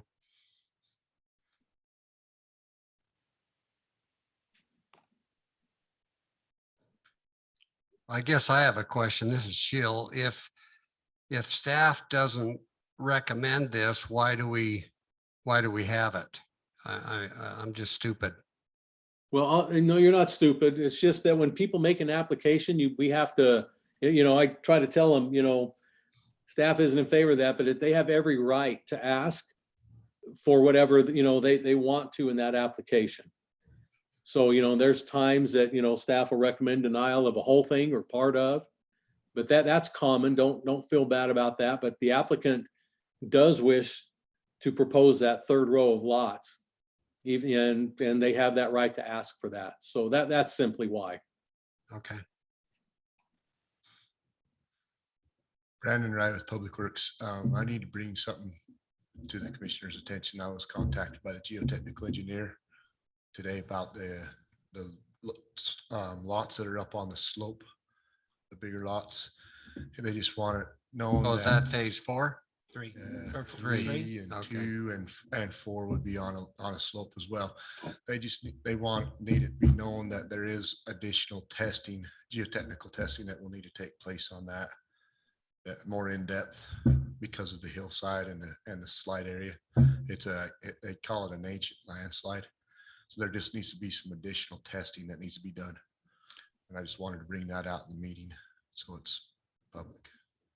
Brandon, do you know what the soil is up there? I know they've had problems with it forever. Is it collapsible or is it clay or clay? It's all clay. Yeah. So he just said that it's not saying that it can't be built on. He just says there needs to be additional testing. So do they have a engineering report saying how much they're going to have to over X this? Because it seems like if you're going to have to over X it, and sometimes they go down 17 feet. So that the geotechnical report we have right now is for phase 1. Just for phase 1. What will be coming in for the preliminary plat, just for phase 1 tonight. That's what we have right now. They haven't provided one for the overall for the additional. He just let me know about this. That isn't necessarily required for tonight, is it? The report for the overall project? Yeah. So what we have the report for is phase 1, which you'll see for the preliminary plat. And they use piers on the hillside? We didn't even get into that. Yeah. I mean, they have No over biggie. X, there's a lot of things they can do. Yeah, commissioners, you probably wouldn't get into that, like, the specifics. I'm going to keep it easier on the soils until they would come for preliminary plating anyway. So what are we approving then? Just the plat approval in general for the number of units? You're not on a plat, you're on the zoning. Yeah. Zoning. It's So a we're just changing- PUD. Yeah, because it's a PUD zoning. That's what you're looking at, is amending it to this proposal. And for that number, X number of units. And Yes. So what if you amended the whole thing, then that's what you would give them approval for. You'd give them that elevation change for all the triplexes, the change on the amenity, dropping the pool jacuzzi basically, and then the new layout of phases 2 and 3 here. So Drew, this is Commissioner Anderson. I guess just to recap, so the previous, from what I'm understanding here, the previous PUD had it as fewer units, bigger amenities, and they were trying to get vacation rental. It didn't, so now they're revising the layout and the PUD, correct? Basically, yeah. Changing the amenities, elevation, so forth. Yeah. Okay. okay, so this is Commissioner Musso again. So if you do away with the last row of houses in phase 4, the last row of triplexes on phase 4, then do they have to have a turnaround at the end of that that street? So that for fire access? Or, I mean, because I can't imagine them continuing to loop that road around if there's not going to be houses up on the upper level. Right, it would end up being a cul-de-sac.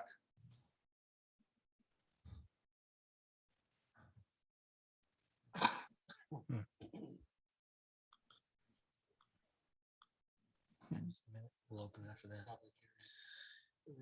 It is a public hearing at this time, commissioners.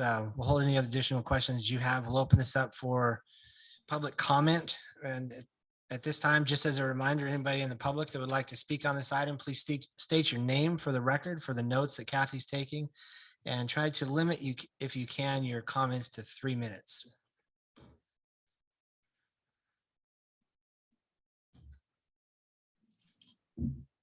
My name is Jan Keefe. I live up in Bella Vista. I hate to disagree with Drew, but as I recall, this whole area we've been fighting over for I don't know how many years now, but the vacation rentals are what the developer wanted, and council denied that before what they're trying to do now. And city council also, as I recall, was very adamant on having these amenities because this is being billed as affordable housing and single family homes. And they really wanted to have these amenities for these children so they had a place to go. That's what I recall. And over at Desert Flower, that's what they've just been building on. If you drive through there, you see cars all over the street. And they told us that that would not happen. There would be plenty of parking. People could park their cars in their garages or on their driveway. And that's not happening. You drive through there, I'm sure you've probably driven through it. And I don't know, I'm against going up further up that hill in phase 4. And I just think it doesn't affect me personally. I understand that, but I think it really affects the city. And all these houses that they're cramming in this one area, I think they need to stick with their agreement and keep these amenities for these children. Otherwise, all these children are just playing in the street, and I think it's dangerous. And I think they need to stick with their agreements. Anyway, I feel really strongly about that. And I think they need to stick with that. Anyway, thank you very much. Thanks, Jan.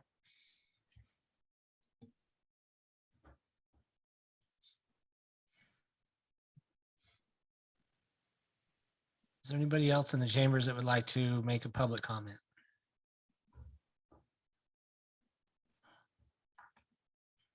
Hi, I'm Lydia Greenwood. I live in Bella Vista. My concern was the number of units that they were adding, going from vacation rentals to, the other type of single without the vacation rentals. I don't understand why you get more homes because it's not vacation rentals. When I'm thinking homes, even though they're affordable housing, why you would be allowed to build more homes. So that would be my question, to increase the number of homes in this area. Really quick, do you mind telling us your name again? I don't think I caught it. Linda Greenwood. Linda, thank you, Linda. Thank you.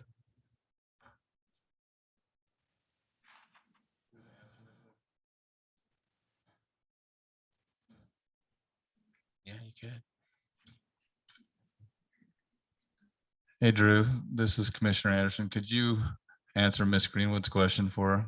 That's a question for you. Well, I'm not sure what the question really kind of was specifically. Can you like help clarify, since she's sat down, what you thought her question was? I'll be glad to. Better repeat it.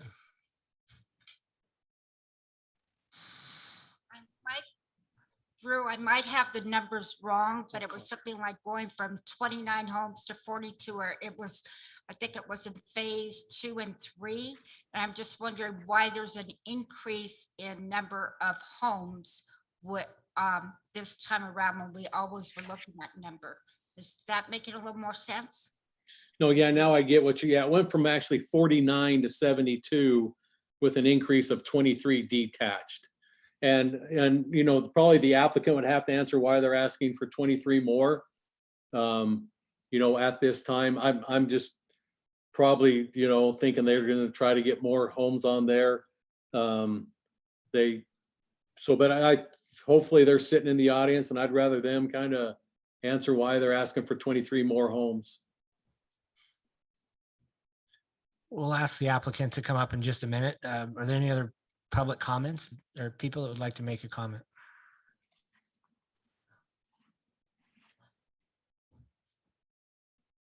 My name is Ron Romney and I live in the Bella Vista subdivision. The discussion about this particular property has been going on for almost 6 years now.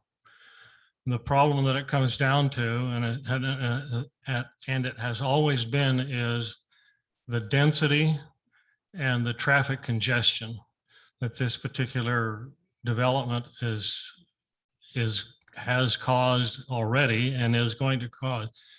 One of you gentlemen mentioned what the proposal here is, hit the nail exactly on the head. There is a decrease in the amenities, a decrease in the open space that was originally planned, and more units put into the mix here. So, and that only increases the density and the traffic conditions. If you notice the plan there along the top, Bonnie Lane seems to be backwards in relationship to the way traffic should flow. You go from a smaller street to a larger street to finally to a larger street. You start at Bella Vista, you have a 60-foot wide street. You come along Bonnie Lane, there's a 55-foot street, drops to a 50-foot street, goes over to 1000 East, which is supposed to be the secondary egress and ingress to this property, required that be done, and it's a 38-foot or 36-foot street.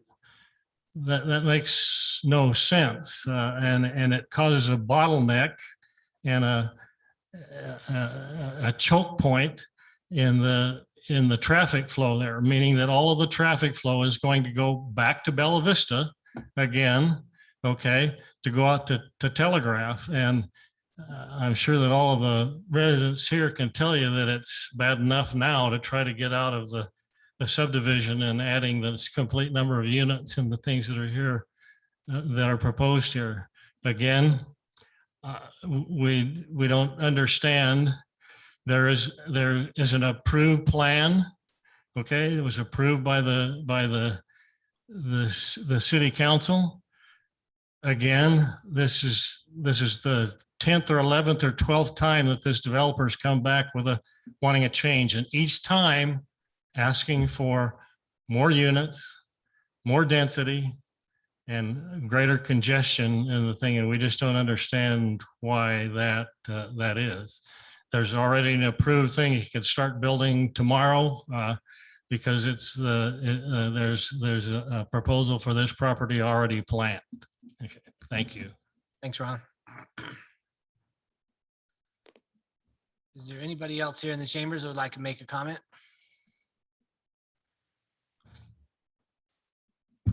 Kent Heidemann. I find it interesting that people will go build a home next to adjacent property that's vacant and has nothing on it. And then they start making demands to these people on what they can or cannot do for their property. And then they say they don't understand. They need to accept the responsibility that they were stupid to build before anything was built across the street. Why can't they admit the problem was themselves? Oh boy, that was not a good thing to say. We built, I'm sorry. Hold I'm on one sorry. sec. Let's take just a second. Just give me 30 seconds.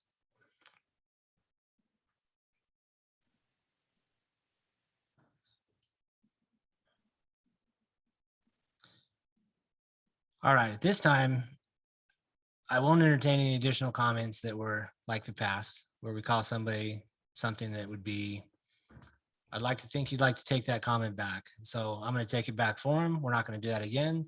So if anybody'd like to make a comment this evening that has a sincere, legitimate tone to it, I'll entertain that.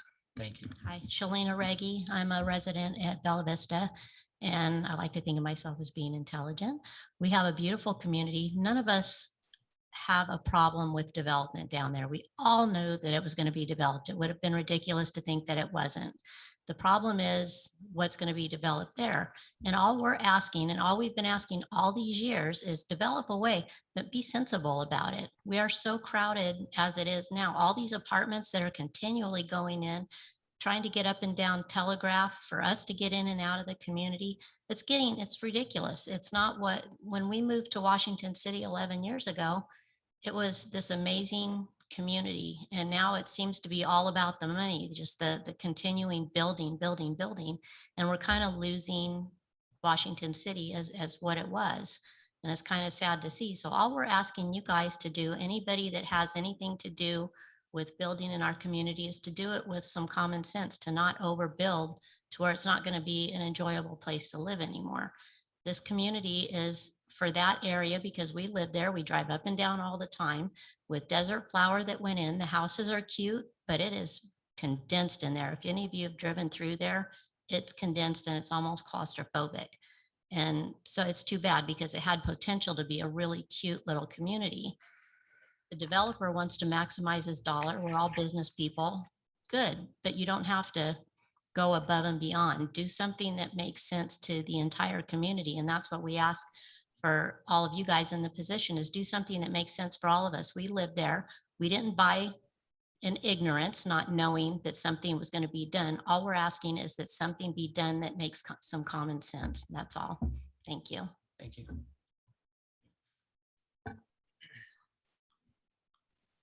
Is there anybody else in the audience that would like to make a comment tonight? At this time, from the commissioners, I'll look for a motion to close the public hearing. This year, I propose that we close the public hearing. This is Commissioner Musso. I second that. Got a first and a second, all in favor? Aye. Aye. Any opposed? Okay, the public hearing is closed on item 6B. I'll turn the time back to the commissioners for discussion among themselves, or if there are questions of the developer. Is the developer here, by the way? Okay. If there's any questions for the developer that they might have directly.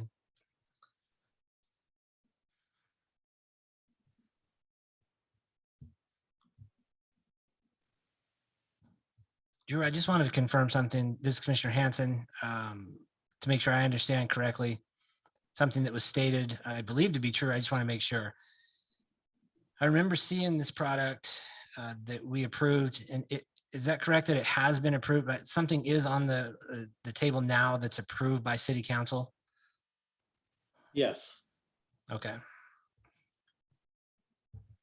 And Drew, this is Commissioner Musso. How different is that than what has already been approved? Is that just the increase in the number of lots and the decrease in the community center, right? And the elevations, You okay. mean the amenity area is what you're saying. Yeah, Right, again, the approved amenity area, had a pool and a little picnic area. They had 2 pickleball courts and a sand volleyball court. There was no gazebo, no grill, anything. That was what's approved right now for the amenity area. Okay, Was but we again a didn't, pool- Sorry, what? excuse me, but that wasn't, and that was approved with nightly rentals? That's No. at one point, okay, No, so no. it wasn't. That's right. They asked for nightly rentals in their application. They were denied nightly rentals. Okay, And so okay, because of that, they want to come back and make this a little more simpler for the kids to be able to play, again, so they're given a playground area in the one you see now. I'm trying to zoom in. That's what this is over Right, here, where my right. arrow is. They're putting in a sports court, basketball sports court over here. And then they're going with 1 pickleball court. But then over here, they also have a gazebo, and then they have some barbecue areas. So that's the new proposal compared to the 1 pool, 1 sand volleyball court, and 2 pickleball courts was the original approval in that area right there. And this amenity area is supposed to suffice for both this subdivision and for Desert Flower. Is that what I understood? Well, no, and Desert Flower has another amenity attached to it that's not built in yet. And over there, I think they had a couple of horseshoe pits, another gazebo area, some other amenity, not as big as this, but over on the west end. Okay.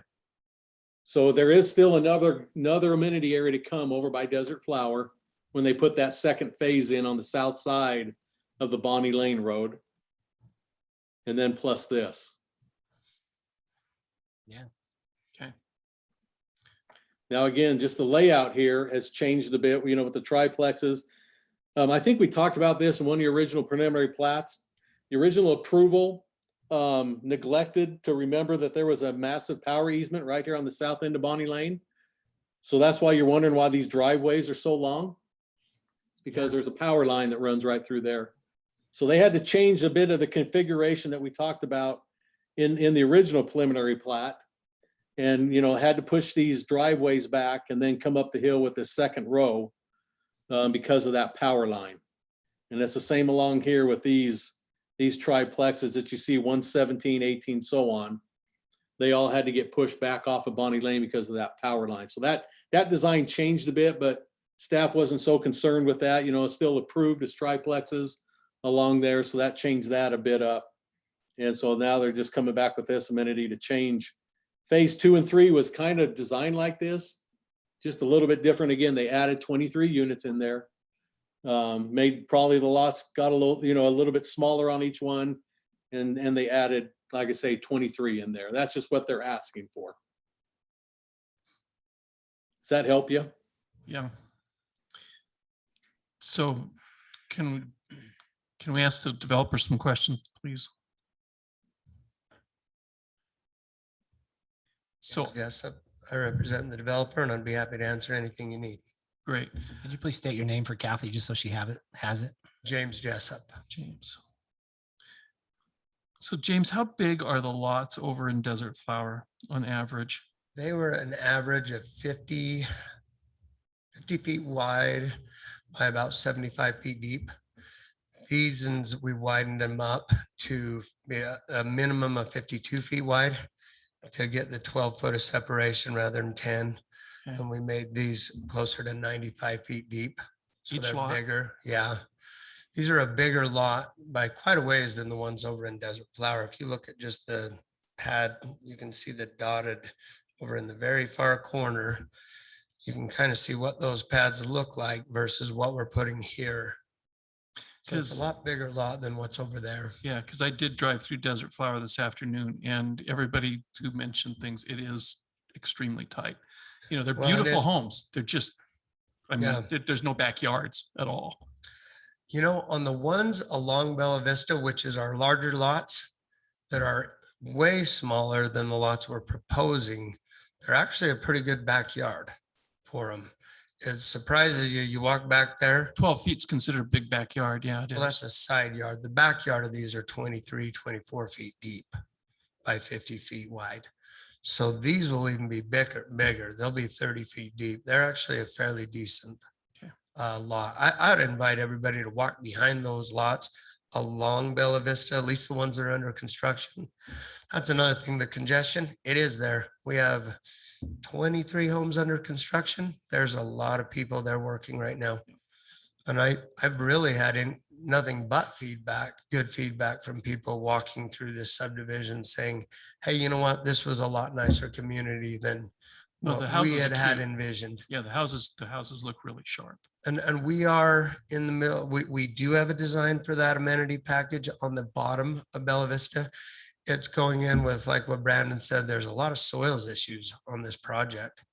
And so we're going to actually expand the amenity package there. We're putting a pickleball court at the end of that road down by the pond with a gazebo and a little fire pit and things like that.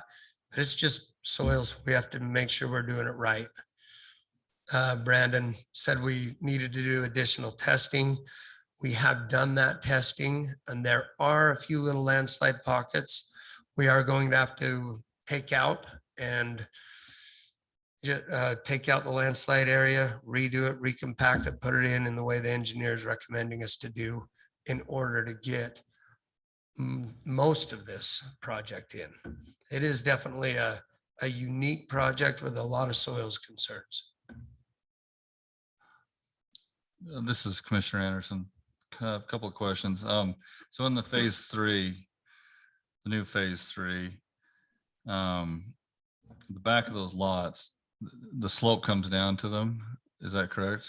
Or are they? So I'm they're just up trying to on tell the top topograph here. of the hill, and those will need a 17-foot buildup. So they'll build up and then they'll tie into the existing slope. Right, but what I'm saying is, I mean, just from looking at this, it looks like you got topo lines on here. Does the hill keep on going up from the backyard up past those lots? No, the hillside It's will on come top.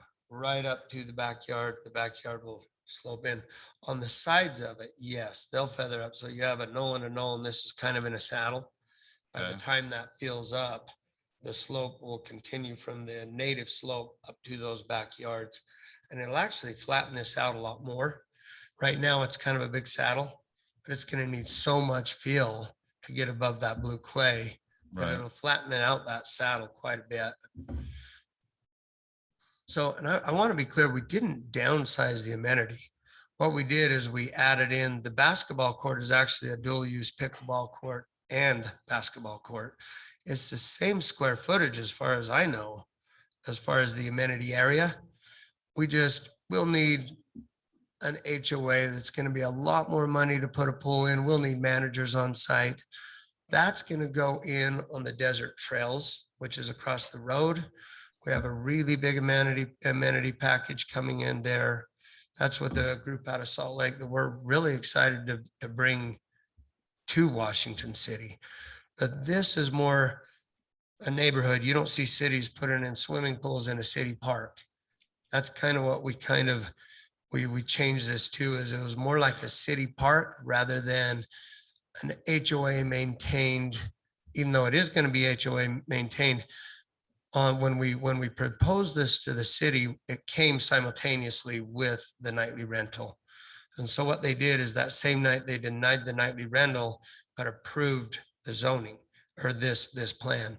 So we're coming in saying, okay, this is probably a better configuration for the zoning or for the amenity package for a neighborhood park type of a amenity package. With phase 4, with that being in the I believe Drew said the hillside restriction area, and correct me if I'm wrong, Drew. What are you gonna have to, well, from that street up, how much of a climb is that up? Like how much of a slope is coming down to that street? The one on the south side of that street. From where it says, Like say here to here. I mean, from the looks of it, it looks like you've got 10 feet. I think we were at 16, if I remember right. 2880 and you get 2890. And then by the time you get up on the hill, 2900 or so. So it looks like you got 20 feet from here. Yeah. Pretty steep on that hillside.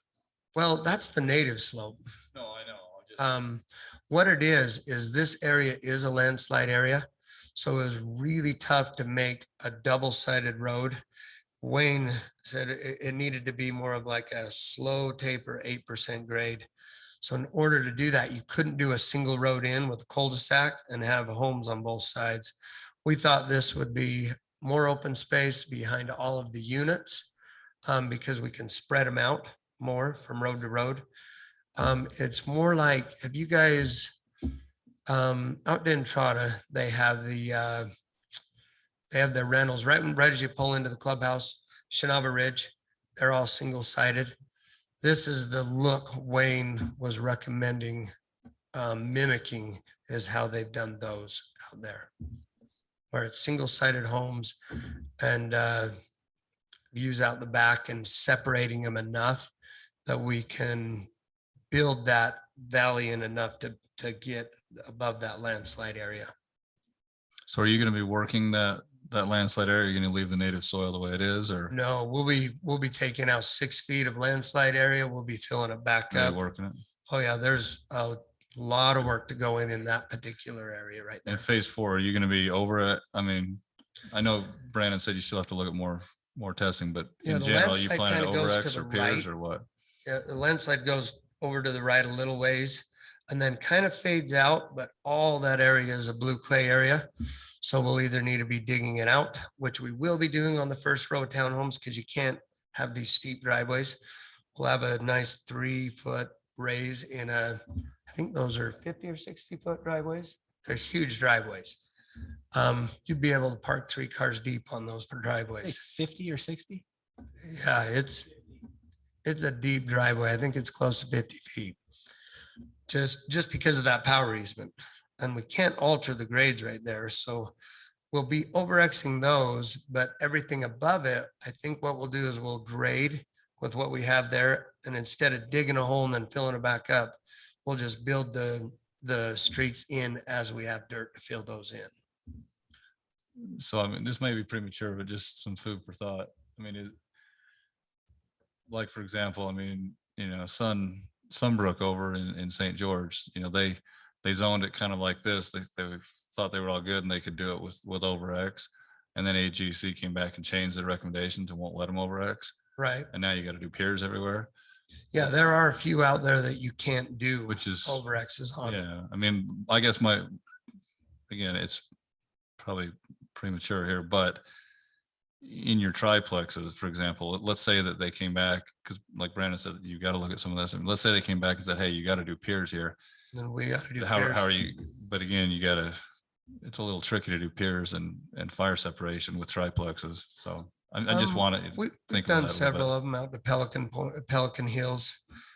So we do know the process. Actually, we're in the middle of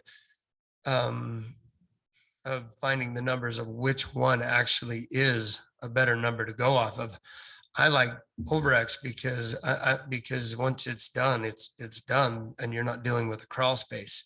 Right. But if piers seems to be a more solid structural way of doing it, and it's still cost effective, and maybe that's the way we'll go on these. So, okay, this is the appraiser in me, and I apologize, but I always think of numbers. Mhm. I'm So- glad, so do we. Yeah, well, when I hear over X 17 feet, I hear piers, I hear single loaded roads. I see nothing here that says these are going to be affordable. They're not. Nothing. Yeah, we luckily bought the ground right to be able to do a lot of this work and still make it affordable. We do have our dirt budget numbers in, and we still feel like we can build them at least affordable compared to, boy, what's on the market right now? Your average home right now is selling for $585 right now. And that's not what we want. It's not affordable. That's not what we want. And that's why with Desert Flower, I think we've kicked that market's butt. We've sold it for a Well, you lot sold less it. than that. Yeah, you sold it out in a matter of In 60 2 days. weeks, and the Yeah. homeowners, I mean, they've got good equity in those homes. And that's what we'd like to do here. It's tough. Trust me, it's tough. It takes an excavator to be on staff to use projects that we're involved in or that we know and of the community to hunt down dirt that even works for this project. So all of that dirt that's across the street from you now, is that all fill dirt for some other It is project? good or structural is- dirt, yes. And it'll either be for the townhomes, the single family, or apartments across the So street. that's all clean fill, But it is really good dirt, yes. because there's piles and piles. And It is, and piles. we can't wait till you put it to work. But it does need, that's the goal of this site, that's what makes a site like this work or not work. This is Commissioner Anderson. So I mean, I guess this is more of a comment than a question, but so, I mean, essentially the additional units as far as additional density really is phase 4 and phase 3. I mean, the rest of it may have shifted configuration where, but essentially that's the additional density. I would like to add, we added another amenity for amenity for, on yeah. that upper piece too as well. So and with that, I guess to tie back into what Commissioner Musso said is that, I mean, denying that additional density would make all of the rest of the units quite a bit more expensive, because then the dirt on every single unit is quite a bit more expensive. So allowing the additional density is the best thing that can be done to help make them affordable, if that, you know, if that is an objective. So I guess I'm just playing devil's advocate, but I think the most, I don't know if concerning is the right word, but I think the most prudent thing is maybe what Brandon had said, that we need to do this additional exploration, at least for phase 3 and phase 4. So, and that would, you know, help you as well with, to really know what you're getting into on those 2 phases. I'm not We do necessarily have that report now. like, We do. We have done that additional, and oh, you haven't given it to Brandon. he Okay, so doesn't have Brandon it, can but review we do know. And it's piers or 17-foot over X. The landslide area does carry, and this is what Brandon would be referring through lots 22, 235, 234, 202, 201, and the OS2. I'm not sure what that is. Open space. So it does carry through there. So we will be doing additional dirt work other than the 17-foot over X in that area right there as it fades down the hill. Other than that, then it's basically, if you overlaid it and said this needs 17 feet of structural dirt imported over the whole site, that's what this is. Brandon, Commissioner Anderson here. Got a question for you, if you could answer. Put you on the hot spot. So with that, assuming that's the substance of it, that says, hey, they need to do either piers or a 17-foot over X. Is your concern with not having seen that, is it with the hillside landslide areas, or is it with you know, the clay, what's needed as far as over X versus piers? No, I'm not concerned with it. I know these guys are a capable excavation company. Sure. They done everything we've asked in the past on Desert Flower. I just wanted to bring it up that there was additional testing that needed to be done. They have the report, like I said, and we only have phase 1 of Desert Ridge. That's all we have so far on the report. I'm not really concerned with it. I know that it can be addressed and handled through them and the geotechnical company. Okay. Who's the geotech? Is it AGC? Landmark or? Yeah, AGC is doing the landslide area, and Landmark is doing this area. Who's the latest report from? The latest is from Landmark on the lower area. AGC has the area from Desert Flower and Florence Drive over to Bella Vista. But this newest report he's talking about is from Landmark. Landmark, correct. And we can get that send over to him tonight if he needs, just so he can have that in his with his plans. What was this, Commissioner Hanson? What was behind the decision to change the style of them? I like the idea. I'm just wanting to know if you're planning on doing that with the other development as well. So that entire section down there looks essentially similar. We are, yeah. And that's why we were so specific on who we were going to partner with even the apartments. We partnered with a company that has done over 20,000 apartments and has really honed in on this modern. But you know, we've done our own work with our marketing company, saying, hey, do you guys like this style, or this style? And this style has by far gotten the most attraction. And so that's kind of what's behind us. We're just trying to do what the market is. I mean, as simple as a Facebook post, which style do you like? Comment on it. And it was drastically toward this style. Yeah, I like it. I appreciated that part of the project. So I'd throw it out there. It is a little bit more money to put this kind of gingerbread, the Sagafer and different things on it. But boy, overall, I mean, and I do appreciate Bella Vista's comments. We do want them to like the neighborhood they're in, but we've also got a lot of compliments from that neighborhood up there. And we want to keep doing that. We want to play good with our neighbors too as well. Commissioners, do you have any other questions for staff or the developer? So Drew, explain to me then what the biggest concern is for units 418 to 434. Is it basically because of the hillside itself? It's just going too far up the hill, or it's too steep?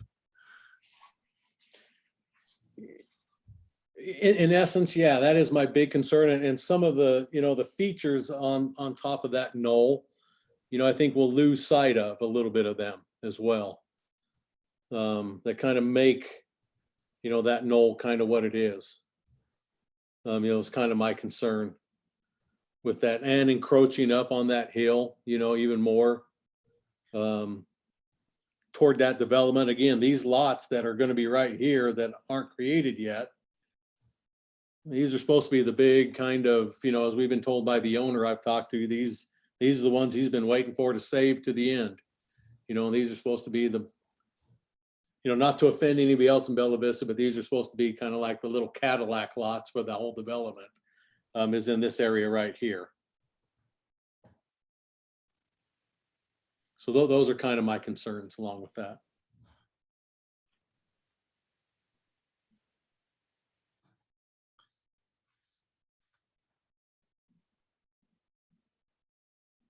Kathy, did we close the public hearing? I just want to confirm that.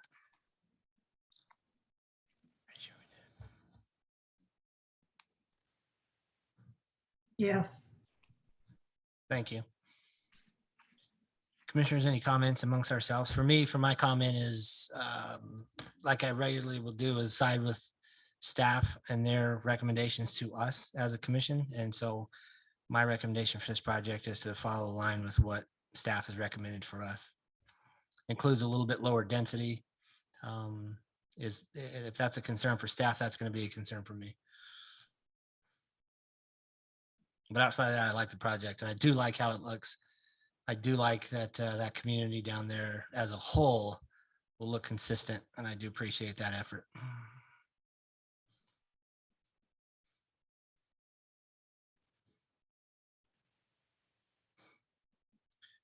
So the question is then, does this proposal need to be amended if we exclude lots 418 to 434? Because by doing so, they're going to need to cul-de-sac the end of that road. So the plat's going to have to change. So we can't give preliminary approval to this plat per se as is, or do we? Well, remember, Commissioner, this isn't a preliminary plat, it's just the zoning. So I think we're fine. I'm sorry. Yeah. No, you're good. I just wanted to make sure that, yeah, this is just the zoning So in approval. the The straight zoning application, yeah. in a straight zoning application, it would just be, we want to change from, let's say, very low density to low density. In a PUD, you get to see concept drawings at the time that they're asking for the zone change. But yeah, those are not actually, that's not a binding plat. Tonight, they're just asking for you to change about four areas in the PUD approval that they've been given. And some of it's styling, for the elevations, some of it's density, some of it's open space or amenity. And so I think if the commission was at a mind where they wanted all of those, they could recommend all of them. And you could say that, but that the preliminary or the final plat reflect, the need, you could approve some of what they're asking for and deny others. I think it is at your discretion at this point. And the motion would just simply state, Commissioner Musso, as you've noted, that a plat, that whatever plat comes before the commission and the city would have design that that comports with the approval they've received.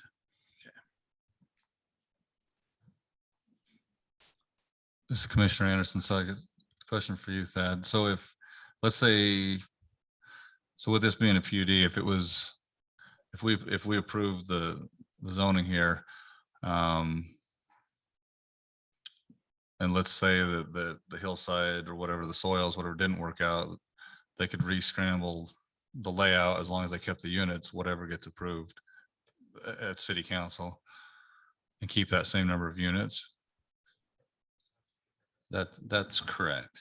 So you're saying on the assumption that you approve it with this much density, but the soils create a situation that doesn't really comport with this concept. Or some other reason. They could. This is not a binding layout is what I'm getting at. Correct. Really what's binding here is the elevations and the density and the amount of amenities. The amenities. And really what we're talking about.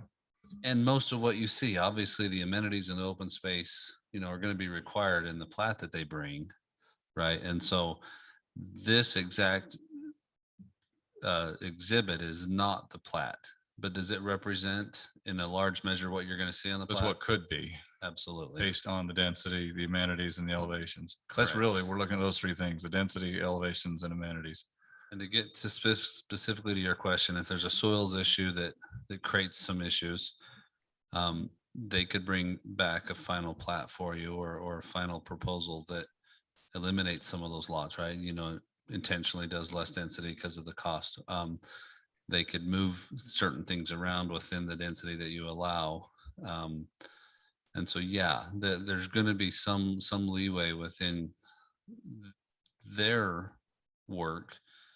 If you do approve something tonight, essentially that creates an upper boundary for them.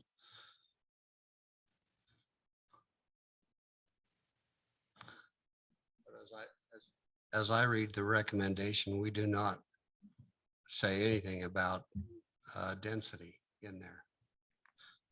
So this is a request for increased density. You'll see in there, it was from 2.4 dwelling units per acre. This is now requesting 3.62 dwelling units per acre. Okay. That's for the detached ones.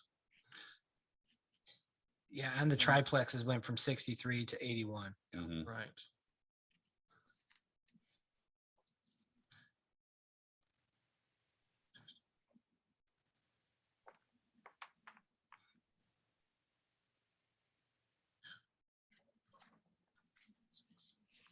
Yeah, because that's what it says there. It says a change in the density.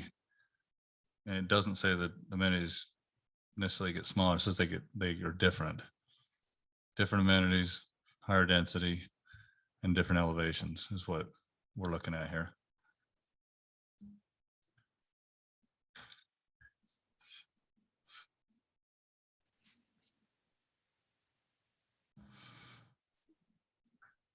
This is Commissioner Anderson. Again, question for Thad or maybe Drew or Eldon.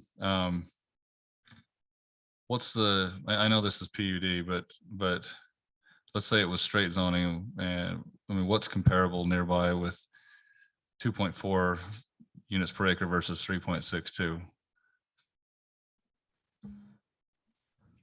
It's probably best answered by Drew or Eldon, but when you zoom out, there's actually pretty high density nearby to certain areas here, but then also fairly low density on other sides. And so this is kind of a midland as far as density. Drew, do you have a more specific answer there on that question?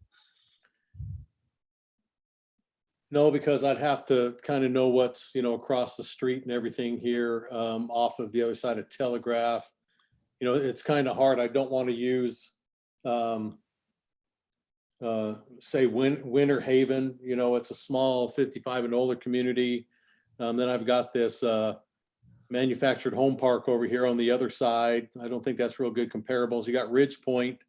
It's a PUD that's kind of close, tight knit. Not sure what their density is, but then as I head on the other side of Telegraph, you can kind of see that here, that it changes, quite a bit. There's lots of variety on this side of Telegraph. So Yeah,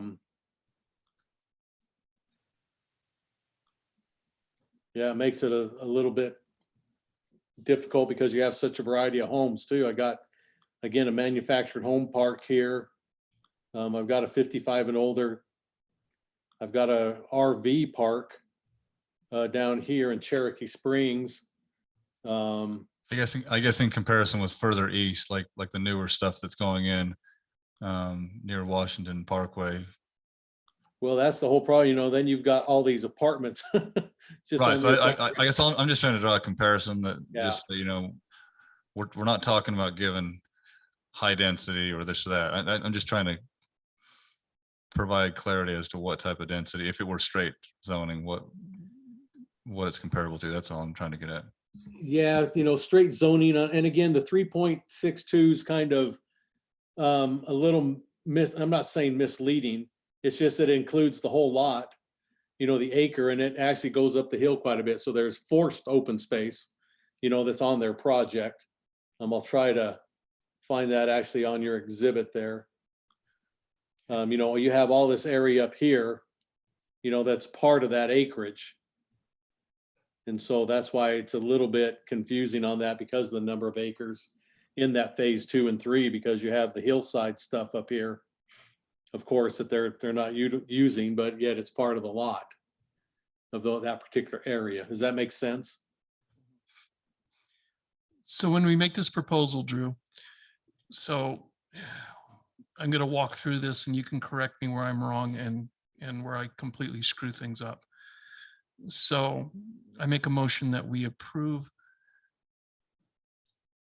the request for zoning, for amending the current zoning to approximately 7.27 acres located at Bella Vista Drive and Bonnie Lane, amending the current unit development residential, the PUDR zoning designation with the following caveats: that the elevation change is approved from the craftsman style to the modern contemporary finishes, such as over at Desert Flower, that the amenity package may be changed to as proposed in this proposal, including the basketball courts, barbecue grill, gazebo, pickleball courts, and associated parking, that the detached lots be limited to 72 lots as proposed.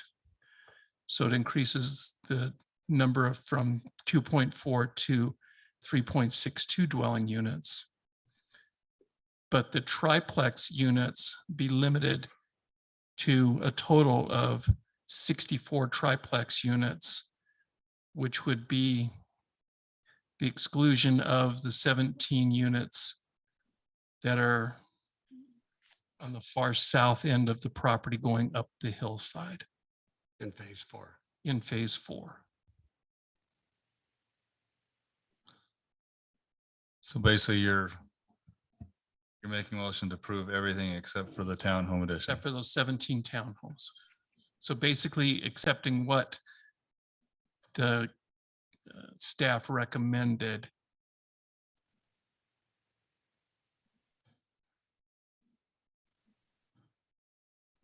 So this is Sheila. If that's stated correctly, I would second that. This is Seg Miller. I believe Commissioner Musso did a very detailed statement of the motion. I think he covered everything in the application. The only issue I would raise is the written proposal suggests that there was 63 triplex units originally proposed, and Commissioner Musso said 64. I just want to make sure we're I clear. took the 81 that was proposed and took out 17, and that gives me 64. Is my math not right? Well, and I'm not saying your math is wrong. I'm just saying that the written document said 63. So Drew, do you know how many original triplex units were approved? Because I think the motion is saying not to increase any more triplex units. Is that correct, Commissioner Musso? I was just excluding the 17 that were correct. He's just drawn excluding out. phase 4, which is Right. 17 as drawn. And they may have, when they redrew it, they may have put that an additional one in there somewhere. I don't know. Yeah, I think it'd be more clear just to say, but eliminating phase 4. Okay, Yeah. so be it. I've got a first, second. I have a first by Commissioner Musso. I have a second by Commissioner Shield. Individual voting, Commissioner Shield, Aye. Commissioner Anderson.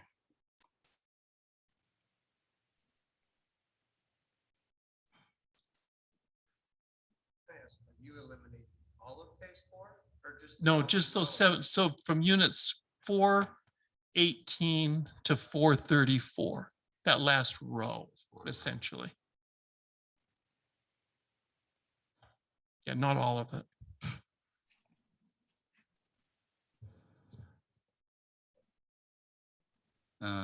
Nay. So, Now I need to ask a clarifying question. oh, okay. Maybe I should say why I said nay. The amenity in phase 4 is being excluded in this because it's part of phase 4. I just want to make sure. What I understand. amenity in phase 4? At the Oh, end, the end. I'm What not was su- that? I'm not sure if that's why you asked that, but it seems to me that's part of phase 4. All that is phase 4. So I wondered. Just that one row is what I was excluding. Yeah, so that's what I'm asking. Are you eliminating the whole thing or just No, that top? just the top row. Oh, that does take out the amenity. Is that correct? What was in the amenity? We were never shown anything, so there's. Okay. Definitely state it. Definitely state it. So this is Commissioner Anderson. I just want to state for the record, the reason I voted nay is I don't think we should eliminate the row of townhomes just arbitrarily. I think it should be something that's looked at as they move to preliminary plat with their soil findings and so forth. So I'm not saying nay to deny the whole project, where I don't want to. I'm not voting to eliminate that row of townhomes. This is Commissioner Hanson. I vote aye as well. The motion passes as was stated, 3-1 to move to city council with a recommendation for approval with a note on Commissioner Anderson's comments as far as his nay. Did I cover that, Drew, or is there something that I missed with that? It got a little sloppy at the end. No, you guys, it covers what we need. The tent is definitely covered. Okay. That is all of the agenda items that I see this evening. Drew, is there anything that was added or anything we need to know before we adjourn this meeting? We can talk about, no, I'm just kidding. No, we're good. We are good. Okay. Everybody, thank you for your attendance this evening. That concludes our meeting at 8:45. And I look for a motion to conclude the meeting. This is so moved. Shill. I got a first and a second. All in favor? Aye. Any opposed? The meeting is adjourned. Thank you.